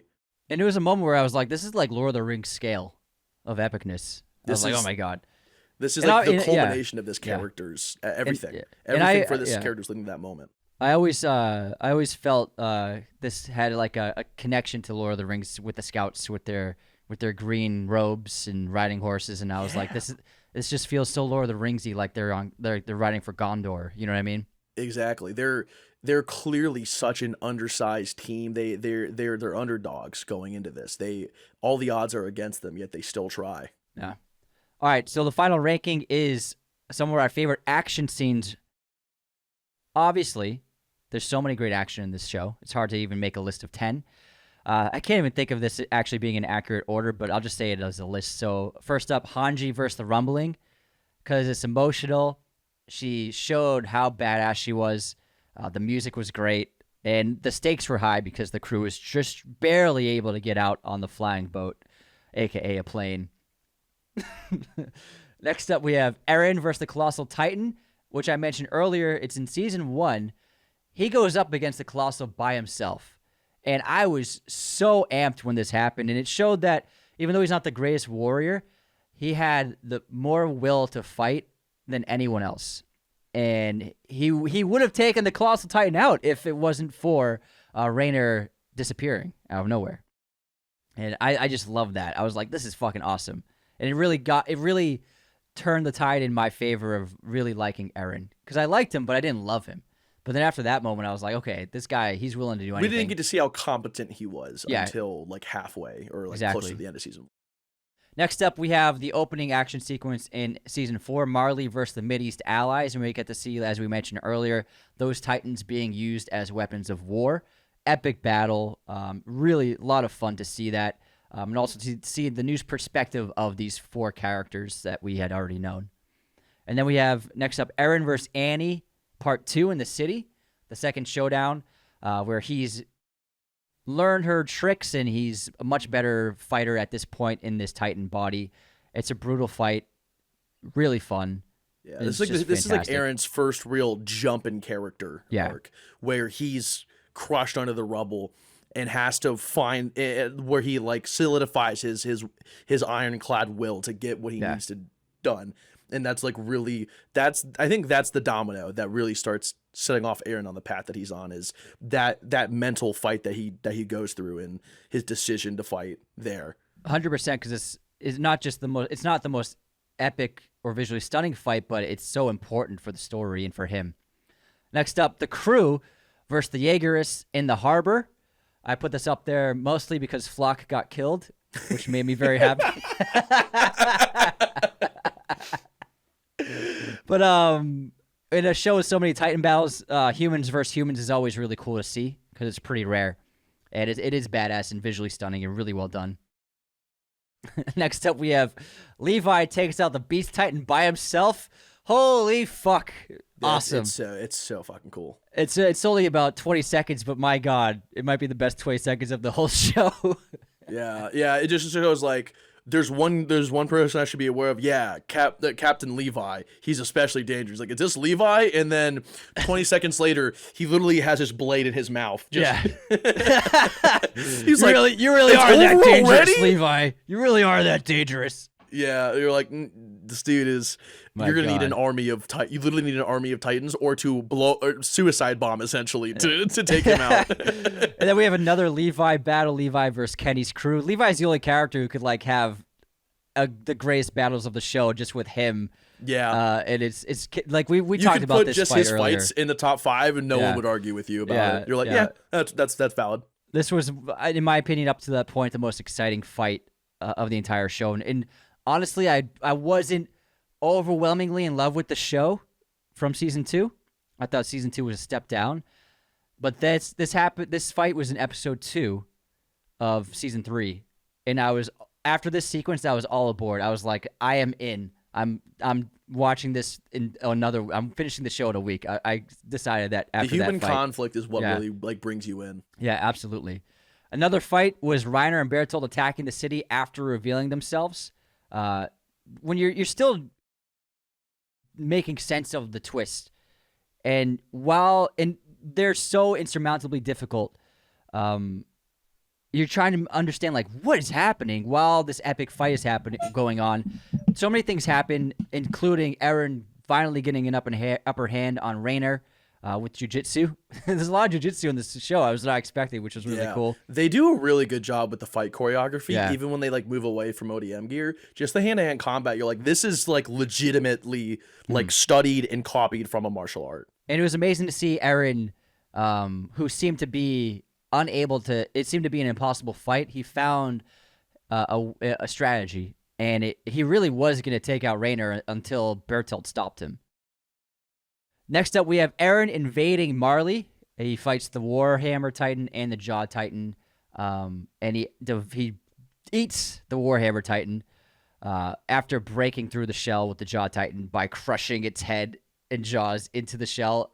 This is 2 episodes worth of action, and the entire time I was just on the edge of my seat. This was absolutely insane, and like we said, it built up from that conversation between Erwin and Reiner.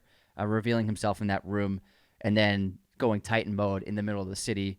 And I was just like, it was such a great narrative scene, and it led into such a powerful action sequence. And seeing the Warhammer Titan and what it could do, we had seen the Colossal and the armor, but we didn't know that there were other abilities with Titans until we saw the Warhammer. We really only saw people who were like in the opening years of their powers, and as we've seen, the longer you have it, the more powerful you get. So when you're in that 13th, and you're in your last year, you are basically unbeatable. Unless you're with the exception being like the modern technology that can fight off Titans or a founding Titan. Yeah, and I was just like, this was such a stunning battle, and it was so unexpected.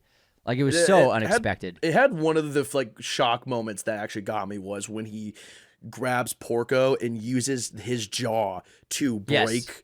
That one, I was like, my jaw was on the floor. I was like, is he music- doing what I think he's doing? And then when he just chewed her up, I was Yeah, like, he just, oh like, my God. holds him, rips his limbs off, holds him in the air, so he has to just watch this happen as he essentially kills his friend in front of his eyes and uses him as a tool to do that. I was like, holy fuck, Eren, Jesus. Oh yeah, my God. I'm like, okay, that's a lot. And then the final battle in our sequence, the action scene, I mean, it's just the most epic of the entire show. It's everyone versus Eren in that giant finale. I can only imagine how hard it was to watch the tease of that battle as a cliffhanger for part 1. And then you have to wait 8 months to see the rest of the battle. I was like, I can't believe people actually waited this long for this. This is insane. But it didn't disappoint. It was absolutely stunning. It was epic. There's so many layers to it. So many ups and downs. And Falco coming in. The crew nearly dying so many times. I loved when Annie slingshotted Mikasa. Like, she's just flying through the air like super fast and like going after that like bull one. Yeah. I was like, oh my God, this is amazing. Holy fuck. Like, this is so cool. This is crazy. Like, you can really tell in like that final fight, it's everything they had learned up to that point had to be used in that fight. And it's so incredible. Yeah, it was great. I'm so glad that they did take the finale and make it this big thing, because it needed to be. To portray something on that scale, because of how big everything is now and how much is going on, they needed to take that time, and they did exactly what they needed to do. It was incredible. It was just visually stunning, and the amount of choreography that would go into this to like have every Titan be included and everyone have a purpose. Where without every single person was so necessary to this. Everyone contributed in some major way, where without one single one of those people who was there being gone, they would have lost. Yeah. So I love how everyone's important in the final conflict. And I loved seeing all the previous iterations of Titans through the Warhammer's power. It was so cool. And I was like, it was like, how do you beat this army of Warhammer Titans? It's unbelievable. Yeah, and the whole idea is that like everyone still exists in the paths, which is the term we were trying to think of earlier. In the paths, everyone's minds are still there as an LD, and you still exist. You never actually die, because Ymir never really dies, and so the ability for them to reach out to every previous iteration of one of the Titans and have them take control of their Warhammer. Or their like manifestation in the real world is so cool. Yeah, where it's truly the bonds that everyone had formed is what lets them succeed. Is their ability to connect with others and reach beyond the hatred. Yeah, is how they win, and it's so awesome. So fucking great, so epic. My God, oh man, that's it. We're up 2.5 hours. My God. Yeah, man. What an episode. I could talk about this for such 6 hours. An awesome show. Yeah. All right, we hope we covered and didn't miss anything major, but overall, I'm really glad I watched the show. I had a great time, and then next up on my watch list will be Full Metal Alchemist. Yeah, given how much you like this, I think you'll like Full Metal. On how that goes, because it's really a show that does what Attack on Titan does. It develops a lot, and it's every single scene does have purpose. It like leads up to something, and it's such a satisfying ending. It's one of my favorite endings I've seen in a show. It's truly incredible. We're like the last 10 episodes like go by in a blink, where I'm just like, holy shit, it's over.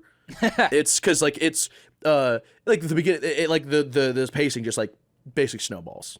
Where once you get to the halfway point, it's like, I think it all takes place over the course of like a week. Wow. Once you get to the halfway point. So you basically spend months building up, and then it gets to like the final part of the story where it's just like constant.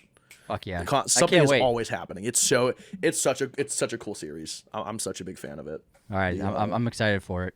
So, but I mean, thanks for joining us. You're so much better versed on anime than I am. So I appreciate you being here. And then we'll be doing an episode on Avatar: Last Airbender next.